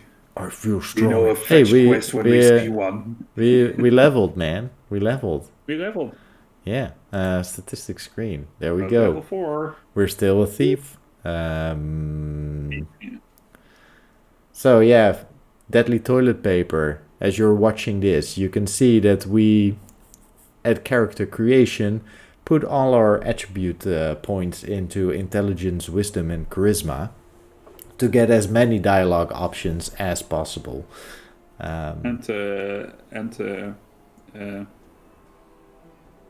Recollections. Yeah. Yeah. Memories. Memories. But it has hurting us. It has been hurting us because you start off as a fighter, which we were bad at, and now we're a thief, which we're also bad at. So we want to be some form of spellcaster. But that's why we are rushing now to do the quests for this Macbeth, because the promise of power. Level up.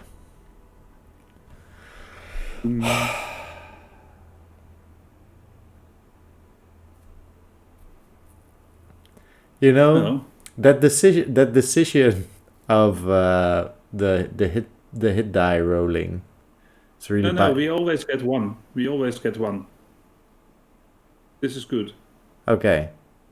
Yeah, because it adds because we already level fighter. Yeah, that's because we already had those hit points as well. Yeah. True. All right. Okay. So divide them equally. Yeah, that was the idea. Except. Yeah, I see you acting 4 seconds later. So. Very meta. Well, yeah, the combat. I have some mixed feelings about the combat in this game. I don't like the combat, to be honest. I mean, I like the turn-based aspect, but I'm not getting into it. Also, we're only playing it like once every 2 weeks, so it's I just press pause and then keep clicking my party members and the enemies.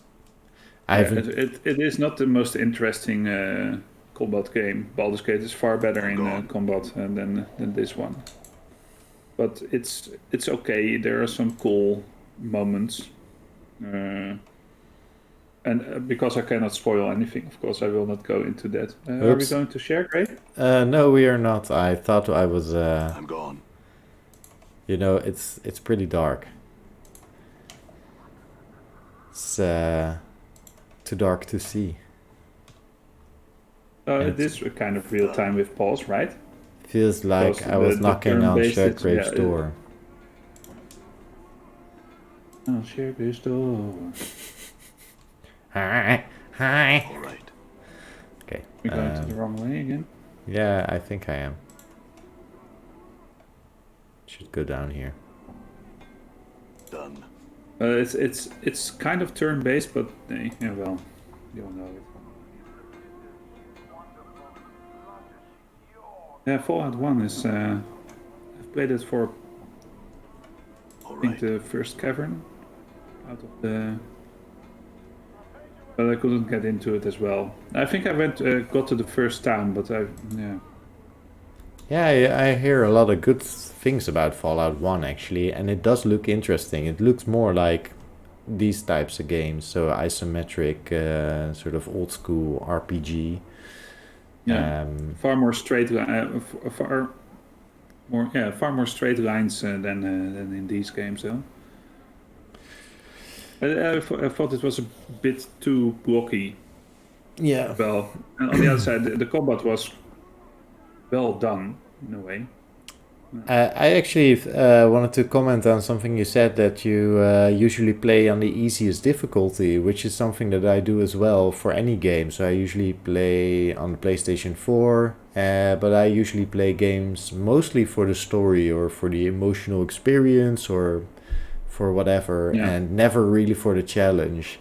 Like, I tried to get into Dark Souls, but it was too heavy on difficulty and too low on actual storytelling. So I know there's a lot of storytelling going on behind the scenes with the scenery that you see and the enemies that you encounter. Like the world is sort of telling a story, but no, I really need to be pulled along in some sort of emotional journey, I guess. Yeah. So we need to. The guy with a C in his name. Yeah. So not Craddock. Discord. Yeah. Where do you see him? I think with the Giscorl to the left. I'm pointing at my screen. You will. Yeah. Oh, yeah. There. I can see him. Here, Giscorl. Shadowrun Dragonfall. Yeah. I think that it would actually be interesting. Yeah. I'm currently playing Spiritfarer on the PlayStation, and I just finished Ghost of Tsushima, which I really liked. Actually, there's some downloadable content and some extra story missions that I want to play through for Ghost of Tsushima that just came out. But first, Spiritfarer, which I'm really enjoying a lot, but that's really, more of an emotional ride than a... you know which game had a really good balance between combat and story? Shadow of the Colossus. Yeah, also too light on story for me almost. Yeah? Oh, yeah. I loved it. Yeah. I have always wanted to play it. I always regretted not buying it when it first came out, because I distinctly recall that I was holding this special collector's edition. It was like a super nice hardcover case that like folded open into all these beautiful art pieces for the PlayStation 2, I think. And I didn't buy it, and then the next day I woke up and I was like, no, I have to buy it. And I went back to the shop and it was already sold. It was gone, and he didn't have any other copies anymore, and I never saw it again. So let's go for option 3. I'm here to pick up someone who's was Maviv, the midwife. Ragpicker Square. Giscorl brings washcloth. Did you play Dragon Spear? No. The toilet paper, the in-between game, because I played Baldur's Gate 1 with expansion, Baldur's Gate 2 back in the days with expansion, and then, right now I'm still playing Dragon Spear, which is the in-between. And I like that very much as well, but I didn't have the time to finish it because I'm doing this playthrough.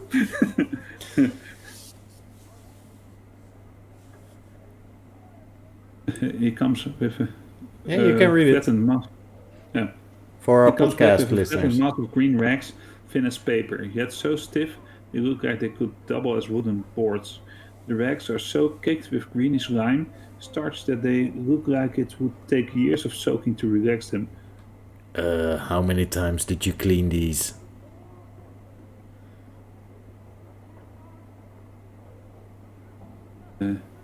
Giscorl, washcloth, started cloth every 5th day. Washcloth, starch cloth every 5th day. His eyes flicker. Giscorl was many years. Always starch cloth and 5th day. On 5th day, Giscorl's ritual. But they're ruined. Washcloth is Giscorl's ritual. His voice is flat, almost zombie-like. Must starch cloth every 5th day. What's the point of doing it every 5 days when they don't need... Never mind, just hand them over.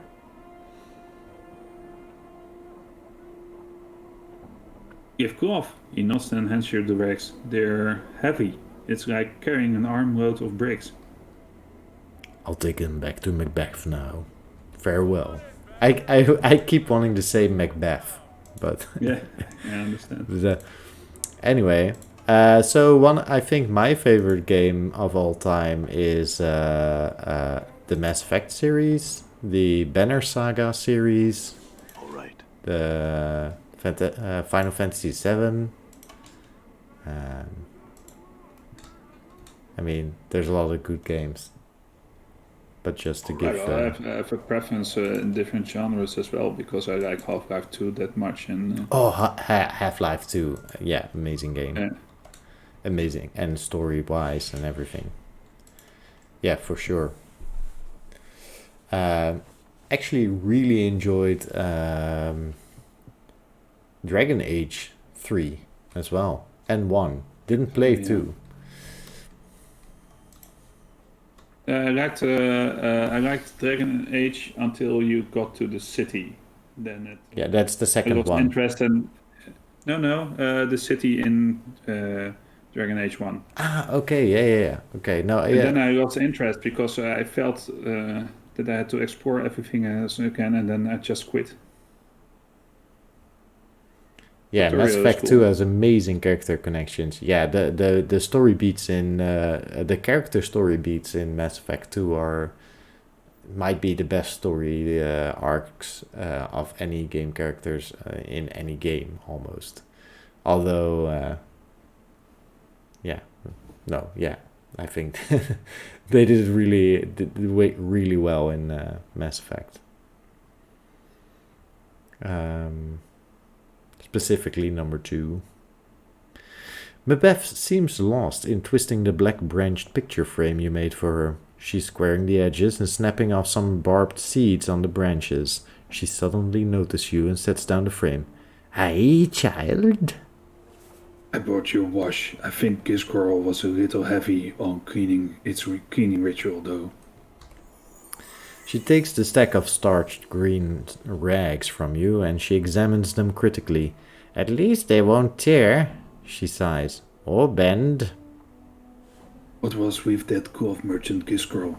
His hands were all scarred, and he seemed slow. Macbeth is still turning the cloth over in her hand, tapping it with her finger.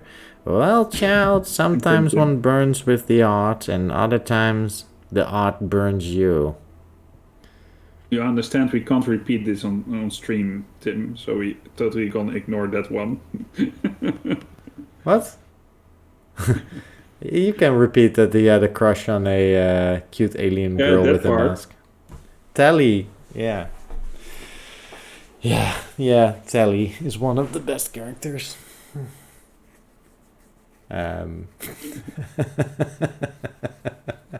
Yeah, the second comment. Okay, anyhow. Let's focus on Mapper. I want to say her surname and stuff, but I'm just afraid that I'll mess it up on live while live streaming. So I'm not going to try it. Garrus is still doing calibrations. I think Garrus might be the coolest character in that series. Archangel. Yeah, is that what happened to him? Macbeth clicks her tongue. Mayhap. There's some for whom using the art is like breathing. They strolls about with pointy hats and stinkweed pipes. Then there's the hatch wizards and plain-touched gypsies and fortune-casters and half-seers and midwives who flicker with the art. Them have a harder time of it. And Gisgirl was one of them?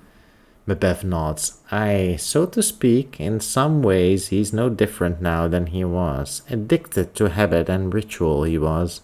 She sets down the stiff rags. They clunk as she places them on the floor. Aye, now, there's one last thing I need from you, child. It's better not involve me going back to the market, Macbeth. Oh, and if it does, child? Macbeth draws herself up. and she glares at you. Even at full height, her head barely crests your shoulders. Okay, show more. Yeah, I already pressed show more. Let's do 3 then. Yeah, Never yeah, mind. definitely. What do you need? Only this. I need some inks for scribing some ingredients in one of my cookery books. I'll need you to fetch some from one of the merchants. Kosayai be her name. Very well. Alright then. I'm off. Farewell. Updated my journal. Flippity bop, boppity bop. Oh, there's an interesting question. Oh, in that chat, is an Michel. interesting question. I can show you. I already added out of the... It is currently reaching these... this is my... yeah. You know, I used to have long hair when I was younger. And played in... You remember those days, Michel, when we were young? Yeah. When we were young. I had dreadlocks that almost reached my ass at one point. And then when I was about 21, I cut them off, had short hair. Usually, always had short hair then. And now, the times being as they are, I thought, why not give it one more try to grow my hair. I don't know what I want to do with it, so I'm budding it up most of the time, but who knows, maybe at one point I will either think, okay, this has gone on long enough and I'll just cut it off again, or maybe just, yeah. So the trick is for me, is to shave the sides away, because there's always this, when you're growing out your hair, there's always this stupid transition phase where it looks really stupid, I think. I mean, at least with me it did. But by shaving the sides away, I never reached that point. I'm gone. Because most people just assumed that my hair was short, and then all of a sudden I could put it in a bun. Yeah. Does that make sense? That's true. Yeah. But I watched you put it in the bun earlier, and then I thought, man, his hair is long. It's getting there. It's getting there. Yeah. I'm gone. Actually, that's a funny thing about Voidcast. You can see my hair grow because we started this when these times started. So we started talking about it in the before times, but once these times actually set in, we started doing Voidcast. So if you watch previous episodes, you can see the journey of my hair. I don't know. this makes no sense. Very interesting. Yeah, no, not at all. So we're looking for I suddenly got that number in my head. What in the butt? What in the butt? Oh yeah, Kosayai. Yeah, I read this one last time, and I read her basically the same as I do Macbeth now. So you take this one now. The old woman gives you a gummy smell. Some fish, myself, fish head. A glowing fish smell surrounds her.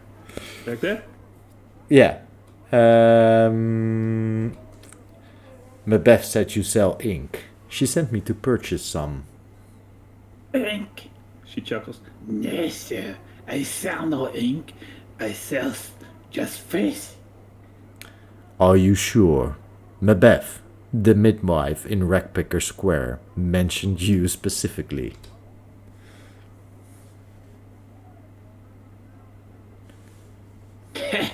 Well, Kosajai was me 10 name and me grandma's name, so she could be any of us, yet they're both in the dead book.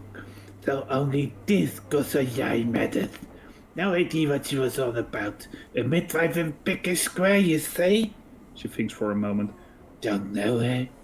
I don't. So you don't have any ink? Well, I can't say that's much of a surprise. I swear Macbeth is having me run in circles. It is the more interesting option. Yeah. Yeah. That too. Oh, the other thing that I wanted to say, sorry, Deadly Toilet Paper, about the hair in the bun and when you could, how long it is. The other trick is to, so at first the bun was about here, and then I moved it back down as my hair grew longer. So that's another thing that you can do. Oh man, what kind of show are we in? Yeah, I don't know. We changed into a. Luckily, Welcome to the Fashion Advice. Is taking the other half of the evening. Well, Deadly Toilet Paper. This is why we take so long finishing this game. Parallel Projections, where we play Planescape Torment.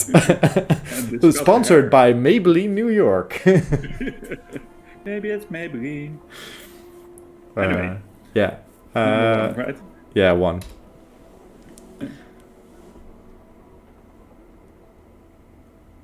Oh, I can read that. No, hold on. You made our friends not all wrong. I know how you can get ink, but it may not be the ink you're looking for. The ink I'm thinking of bleeds from the gills of the block of the fin, it does. This Brogota fin, it bleeds ink. He frowns. Thing is, that fish is not for eating. It's got the harbor taste, scalds the tongue. You can ask Miram. She pitches a fish shell down the street a southerly way. She cackles. She might have one of the fish she needs on her pole. Oh yeah, that's the other lady. Yeah, yeah.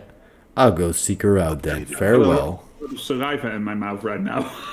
Yeah, but you did a great job. Different. Yeah, sure. Here she is.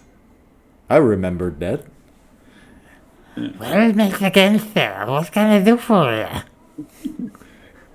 Have you heard of a Borgata fin? I was told it breathes ink from its gills. She blinks, then nods. That fish is a strange one, it is. Not many have heard of it unless they want to eat it. Difficult to kill, and even in death, it still seems to live. Not many want to latch their teeth around something that still arrives. Do you have one? Updated my journal. Aye, but the ink? You need something to carry it in. Have you a bowl or a cup, perchance? Or a tankard. Maybe one of the merchants is selling one. Farewell. Man, now we have to get the tankard. We really are, but this is the path of learning, right? We know that we're not going to. Afterwards, she's like, you've got the ink to scribe spells. You've got we already used magic basically when we changed that plan. So, okay. So who's got a tankard? Yeah. So here was somebody who keeps here plates, cups, bibbidi bip. You take this one. The woman smiles warmly at your approach. Hello again, sir. And what would you like to purchase this day? What are you selling right now? Is that how you're going to do it right now? I sell plates, cups, jugs, tankards, cutlery, and the like, sir. All of quality, sir, the finest. She steps back and lifts the lid of the crate of the wagon behind her. Please, look over my goods. Should you have any questions, feel free to ask. I need something to hold ink in. Do you have a tankard or a goblet for sale?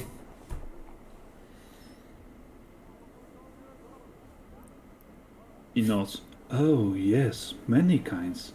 They range in price from a few coppers to several hundred. Actually, I'm looking for the cheapest one you have. Cheap ass. We're not really we're not really looking to invest in this whole magic business, it seems. She raises an eyebrow. She reaches into a crate at her side, then throws a battered-looking tankard to you. It's covered in dents and its handle looks like it's about to fall off. This one looks like it was used on someone's skull.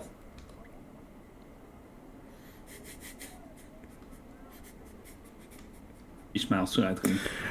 It'll do. Thanks and farewell. Updated my journal. Oh, that was a great exchange. I think it was the most wonderful lady Well, we've had back so again, far. sir. What can I do for you? I brought a tankard. Can I get the ink from the fish in it? She nods and she nods. Please. She she nods and plucks a fish from her pole. It twitches as she grabs it, then starts lashing about as she begins to twist it like a rag. She wrings it until bluish black ichor begins to trickle from the fish's gills. When your tankard is almost full, she relaxes her grip and throws the twitching fish into a sack at her side. Thanks and farewell. Updated my We journal. love these old Lady things. voice. Yeah, we do. we're like, I love doing random strange voices and sounds. Like if you watch back our episodes, if we meet, anytime we see an NPC that we already met before, I can guarantee you that the voice has changed multiple times. Yeah. So why can't I? What's this? To the left, to the left. Yeah, but This is probably the worst place we can be in Sigil at the worst time. Sigil. That's the gate, right? Oh, here. I kept looking for the. I'm gone. You heard Morty say it, by the way. Sigil. Cool. Morty said. The worst place and the worst time to be in Sigil. He It's said. not Sigil. And, No, it's not Sigil. No. Oh. Ah, yeah, here we go. Done. Mabeth. Mabeth is tugging at the mass of greenish lime starched rags you brought from Giscorl. She seems to be purposely fraying the edges, as if to peel them apart somehow. When she hears you approach, she turns. Aye, child. Even now you've changed her voice like 3 times. No. Here's that ink you wanted. Well, do you like the way we play it, that retarded paper? Mabeth takes the tankard of ink from you, then sniffs it. Prime ink, fresh it is, aye? She nods at you. You've done well, child. All I've asked. Now, I ask you again, after all you've seen, do you still want to learn the art? Yes, after all, the guiding goal of your errands was to test my persistence, was it not? Mabeth smiles, then nods. Yes, mayhap, child, mayhap. And that's not all. You knew who I had to see to accomplish each errand, did you not? Mabeth nods again, slower this time. Mayhap, child, mayhap. If so, what did your senses tell you about them? Mourns for trees showed me that my beliefs affect the world around me. Giscorl told me that the ritual is as wasted effort if the purpose of the ritual is ignored. Miriam taught me that no matter how much I think I know, there is still much I can learn from another's eyes. Mabeth is silent for a moment. Then she walks slowly over to you and touches you on the cheek. Oh, child, she sighs. You will be a master sorcerer one day, you will. You have the knowing of it. Yet, you've come to old Mabeth for help, you have.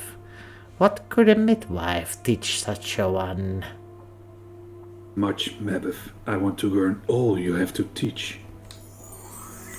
So you'll walk the path, then? Mabeth pauses.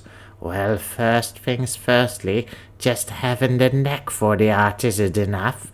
You need some means of giving it focus. Usually spells. The spells are usually in a book, so the art demands you have a spell book, or it's like a 4 you can cast spells. Can you read? Yes. Then let's test it. Can you read this? Mabeth draws forth a small tattered card. It looks like a recipe. Examine the recipe. The writing on the recipe swims before your eyes, each symbol twisting out of focus whenever you try and read it. Almost instinctively, you relax your eyes, allowing them to take in the page all at once. And the symbols suddenly bleed together. The recipe lists measurements, ingredients. It appears to be some minor divination. This is a minor divination, isn't it? It looks like it's a spell that allows the user to see the nature of an item. Hey, identify. To see whether it's enchanted or not. Yes. Macbeth's eyes Most widen. important spell in the game. Who are you to test old Macbeth so? Are you some fiend? No, well, not to my knowledge. What's wrong? Updated my journal. Well, not expecting it, was I? She nods at the recipe, then plucks it out of your hand. What you see, it's written in the language of the art. If you're not a mageling yet, it should be all swirling jumble of mishmash. She snaps her finger. Yet clear as crystal, you pluck the sense of it right up. Mayhap you tell old Macbeth why that is.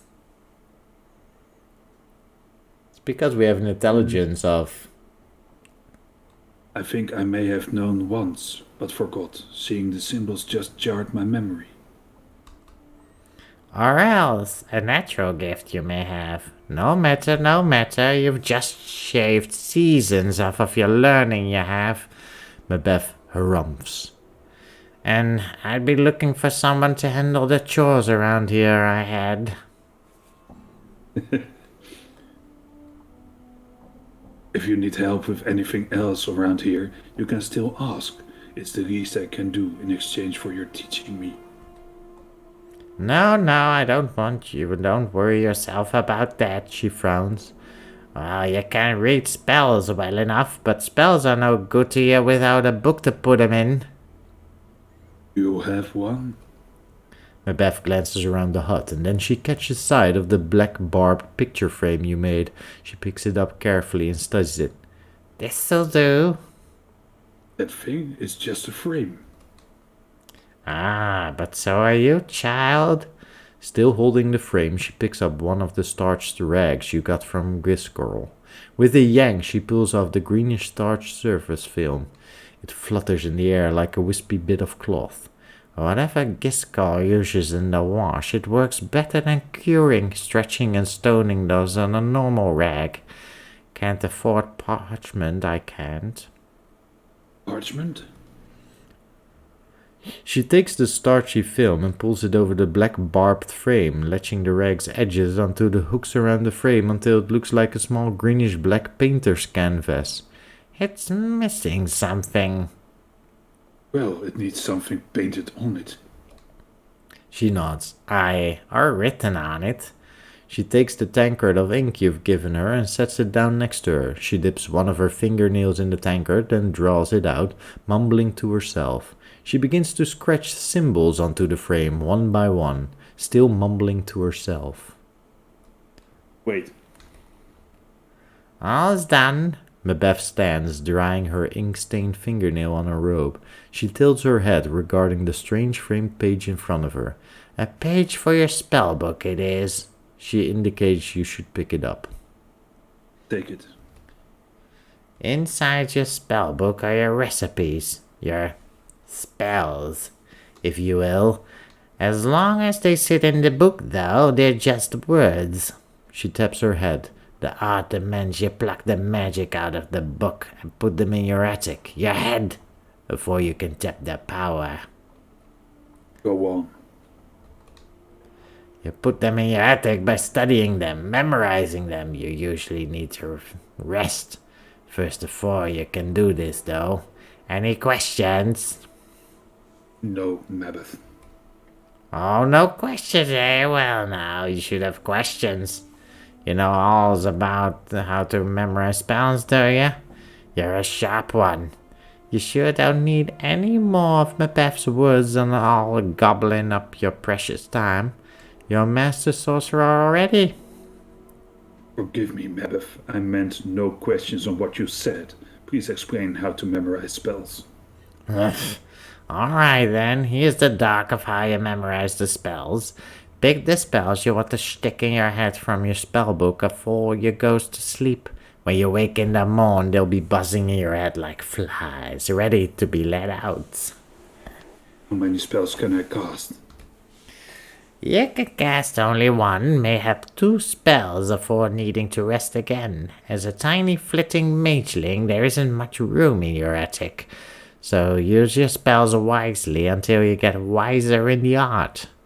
As your power increases, you'll get more room in your attic for spells.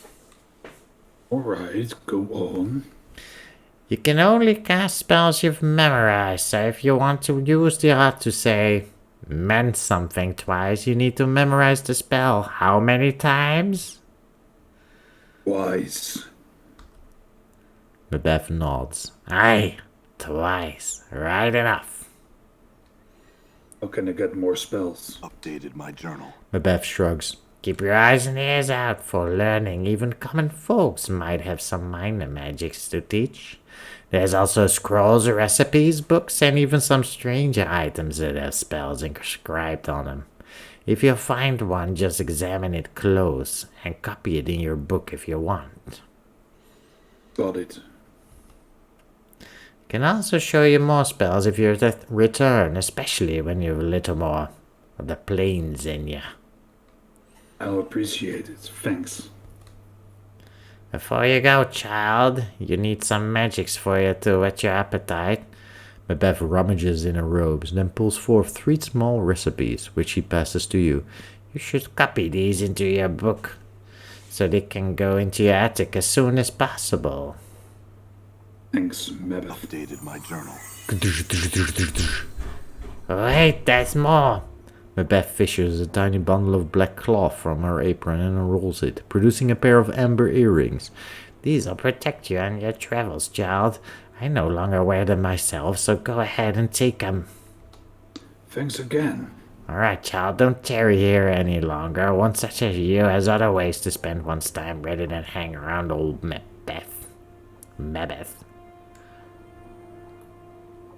Okay, now come on, Macbeth. You're not old. Which is true, because we are old. Yeah, we are Right. older. Pah, you flatterer. Your tongue is so lined with silver, it's shame a batezu. Get your hands. Thanks for everything, Macbeth. Pah, you can thank me by not playing the alcove with what you've learned. The odds damned many a fool who sought to bend it in the ways the art weren't meant to bend. Now get along with ya. Farewell. I feel stronger. Yes, I feel stronger. you're a wizard, Harry. I'm a wizard, Harry. You're a wizard. Yeah. Are we a wizard? That's Human male mage. We're a mage. You're a mage. I'm going to pour some water in.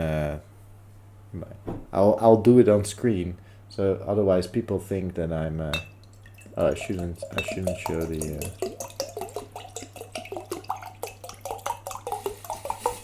Oh, now I have to pee. Yeah, that's. I could mute my mic, but it's not as funny. Okay, let's Let's look at level. our. We have a taco of 16. Okay. Number of attacks 1. Taco Okay. 16. Oh, that's still pretty great, right? Yeah, we got a nice taco for a level 1 mage with a strength of 9. We're doing How okay. do taco of 16? Huh?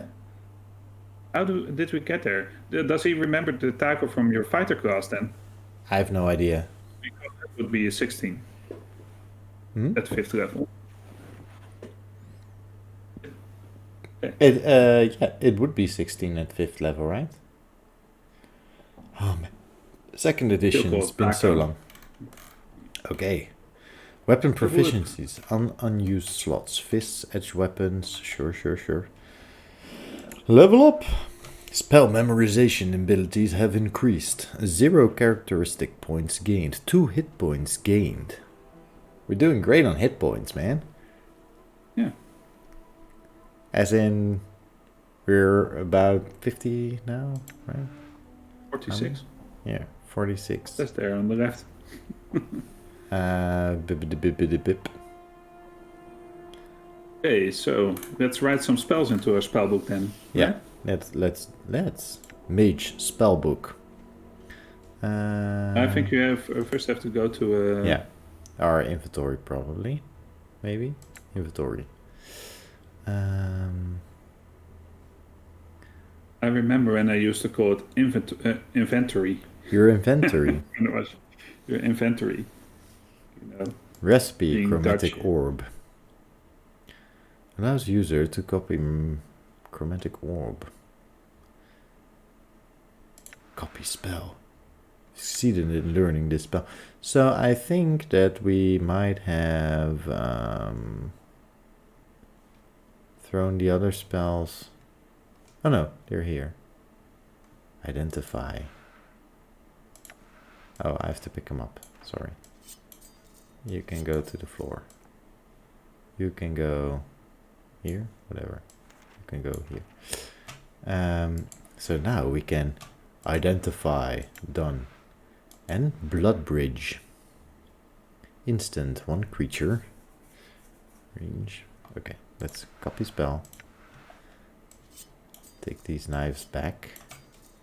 And The other ones? amber earrings. +2 to armor class. Well, put them on. Yeah, because that was the other thing. Memorize That, 2 additional first step, man. That's a good item. yeah, this is good. This is very, very, very good. What did the other one do? I can't even remember. This one,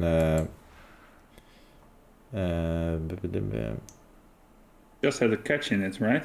Oh, we still have to identify it. well, let's. Yeah. Yeah. Oh, sorry. So we have to. Yeah. Let's identify some stuff. We can sleep here. Well, So let's first let's learn the other spells we have. did we have another? Sorry, We have a couple of others.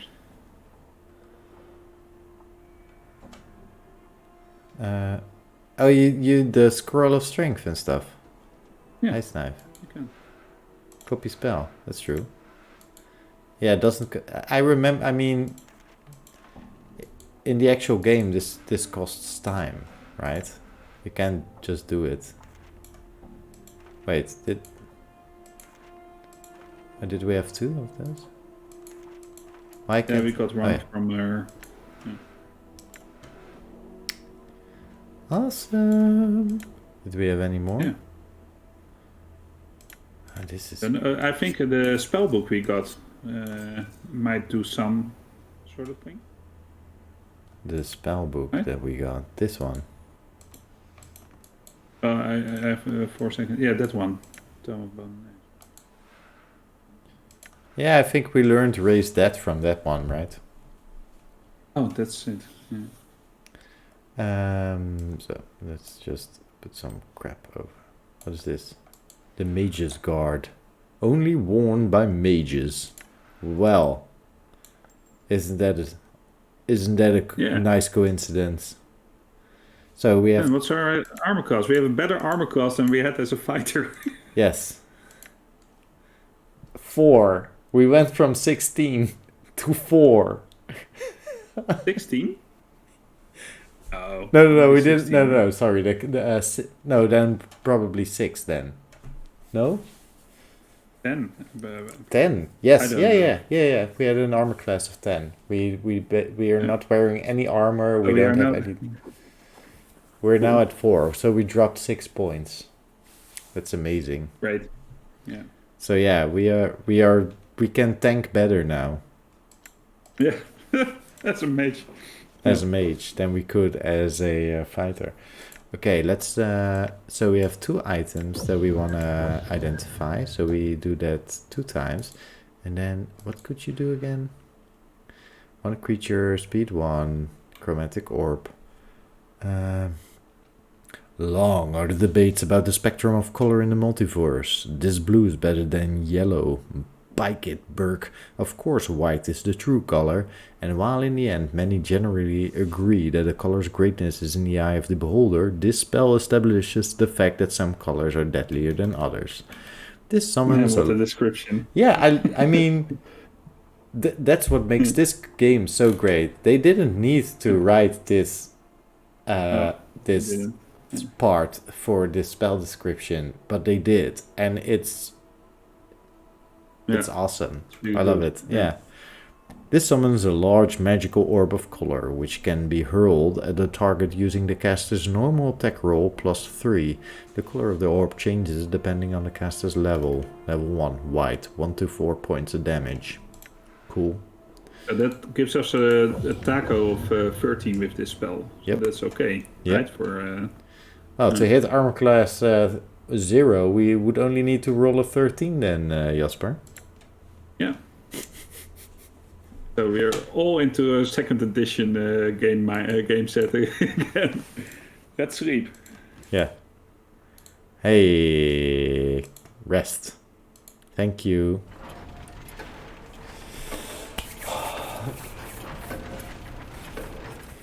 And then maybe we should identify the items, and then maybe, unfortunately, it's about time to wrap it up.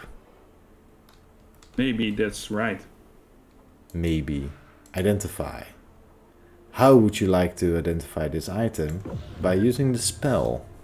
The Rule of 3 earring.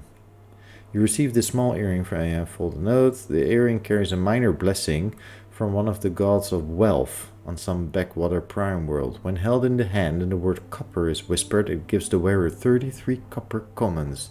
This blessing can be used 3 times before the enchantment is exhausted. Okay. Okay, let's just do it. Oh yeah, you wanna exhaust it immediately and just Get 99 coppers if that's what it takes, right? Did we get it? I don't know. Did we get it? We have... Do it twice again. Twice more. Yeah. Oh yeah. Okay. Yep. Awesome. Now for you. Identify. Spell. Enchanted +1 knife. Awesome. Yep. Well, let's keep that one. Yep. We're equipping that one. Awesome. And our pet limb is doing fine. Talk to item. Examine your limb. Limb impairs both insect. Okay, yeah. Pet your limb. Pew pew. The limb squirms about merrily, its wings buzzing. Okay. I'll stop playing with my limb. It's like, is that innuendo? Drinking this, That's. no. Is that innuendo? No. That's innuendo. I'll stop playing with my limb. Michel, are you playing with your limb again? Sorry. Done. Luckily, we all know what a limb is now. So Yeah. no harm done. No. So, Wow. it's 13 plus 11. I really thought that we would get too far on this episode. Well, you thought wrong. But did you expect Yeah, us I to thought become a mage? Oh, no, wait. Did you expect us to become a thief and a mage in one episode? Well, I know that it could be done in this area. Both of them. I couldn't remember how long it would take, so that's the other part of it. I remember the thief going quickly, but I don't even know if I learned being a mage from Mabeth or someone else. Yes, there are different ways to get to become a...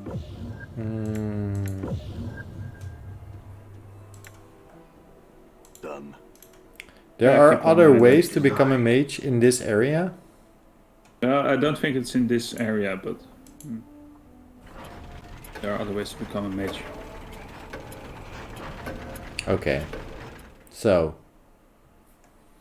Wow. Well, I'm wondering, Tim and Deadly Toilet Paper, or should I say Leroy Jenkins 006 and Deadly Toilet Paper, what did you think of the stream?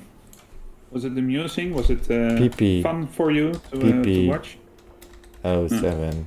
Because we always have a blast, but it's a stream anyway, so go to bed. Still here? Yeah, it was. Yeah, thanks for hanging out. Save. Okay. We saved. That's Loved all it. done. Thank you. That's a great comment. Great. Be sure to follow us then. That would help. Do you wish to save for You, quitting? it's too pushy. If it's too pushy, you should say, but it really helps us, so that's a thing. Even if you don't watch time, but we are growing, and that's the thing. Yeah. Oh. Is there anything Yeah, I love you guys And, would like to discuss near the end of our time here on this stream? Are you asking me or the chat? Everyone. I'm asking Everyone, you. yeah. I'm looking at you now, but that's confusing. I'm looking at chat now. Well, I'm on the right part of the screen. Yes, a like, subscribe, comment, all that. So, I've had this book at the ready for all the episodes because I know in a near session of our Let's Play, I will be talking about certain things in here. But until then, it will stay a mystery what's in this book. Yeah, two specific sections picked out from session 1 and on. Don't know what I was expecting though. I'm happy that I don't know.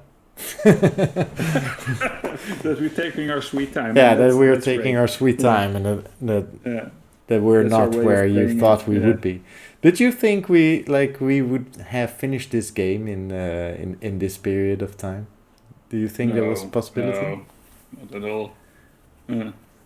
So what's the deal There was- about changing classes? How does that work? Well, it's a bit strange because it's not a rule that was in second edition. It's typically the nameless one, our main character, that has this feature. And because I think it's the first time you're watching, right, Tim? There is a kind of strange history to our character. For one, he's immortal. For two, he has memory loss. So, or immortal. I don't know if he is immortal, but he's lived many lives. Let's put it like that. And so he kind of remembers what he has been. No, this nameless one is butt naked, yeah. So we can now shift between classes. This is not really a spoiler. You can go back to certain characters like Mabev or the rogue or a fighter. I think you can ask that guy who is preparing for the final war. You can ask him to turn back into a fighter. I'm not really spoiling that, right, Michel? What? We can now shift between classes. That's what I'm saying. Yeah. And that's cool. Yeah. It is So, cool. of course, because the way you build your character, there are optimal forms for which you want to play. And for us, that is obviously a wizard. A wizard. So, yeah. Because wizards.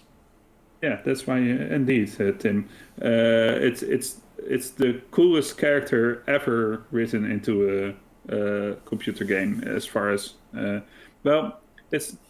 Isn't he a bit of a Mary Sue, maybe, though? Mary Sue?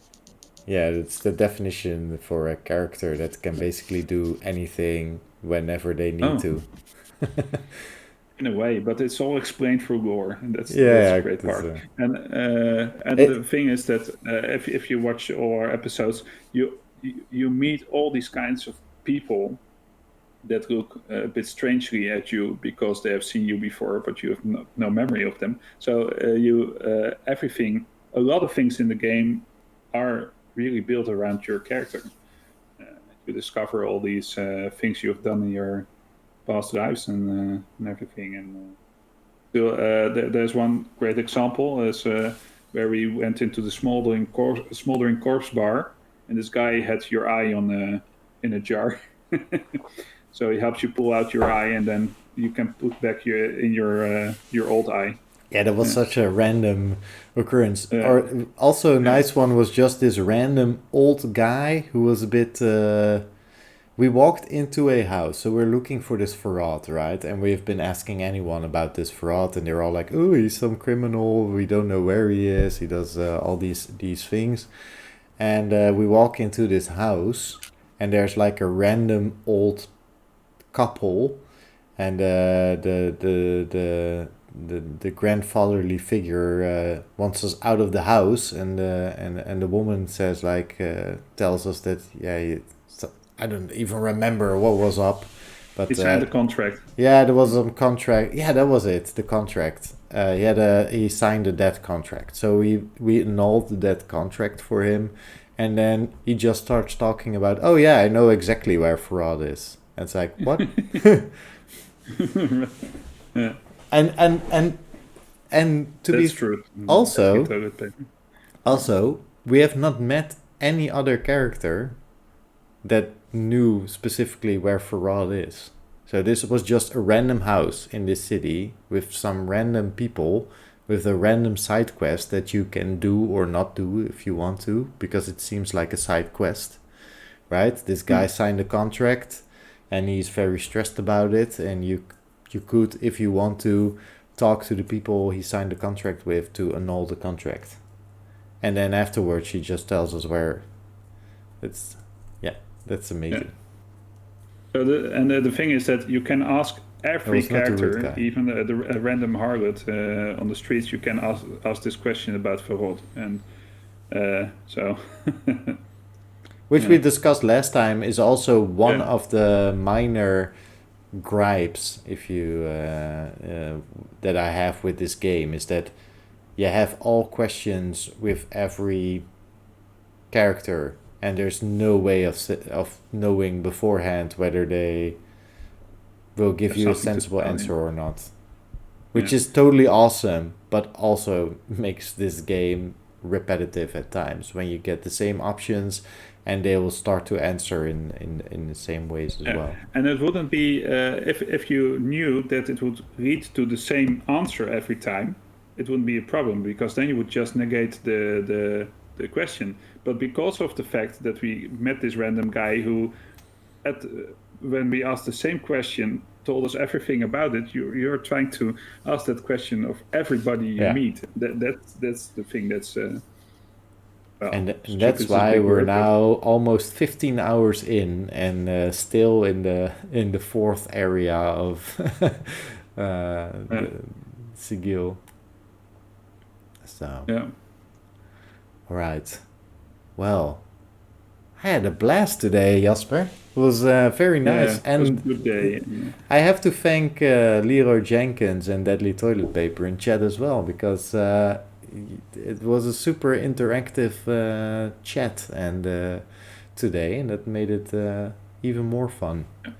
So thank you so much for joining us this evening. Yeah, and I hope you will return at the very least in 2 weeks when we continue our journey into the torments. But also hopefully you might like our other content as well.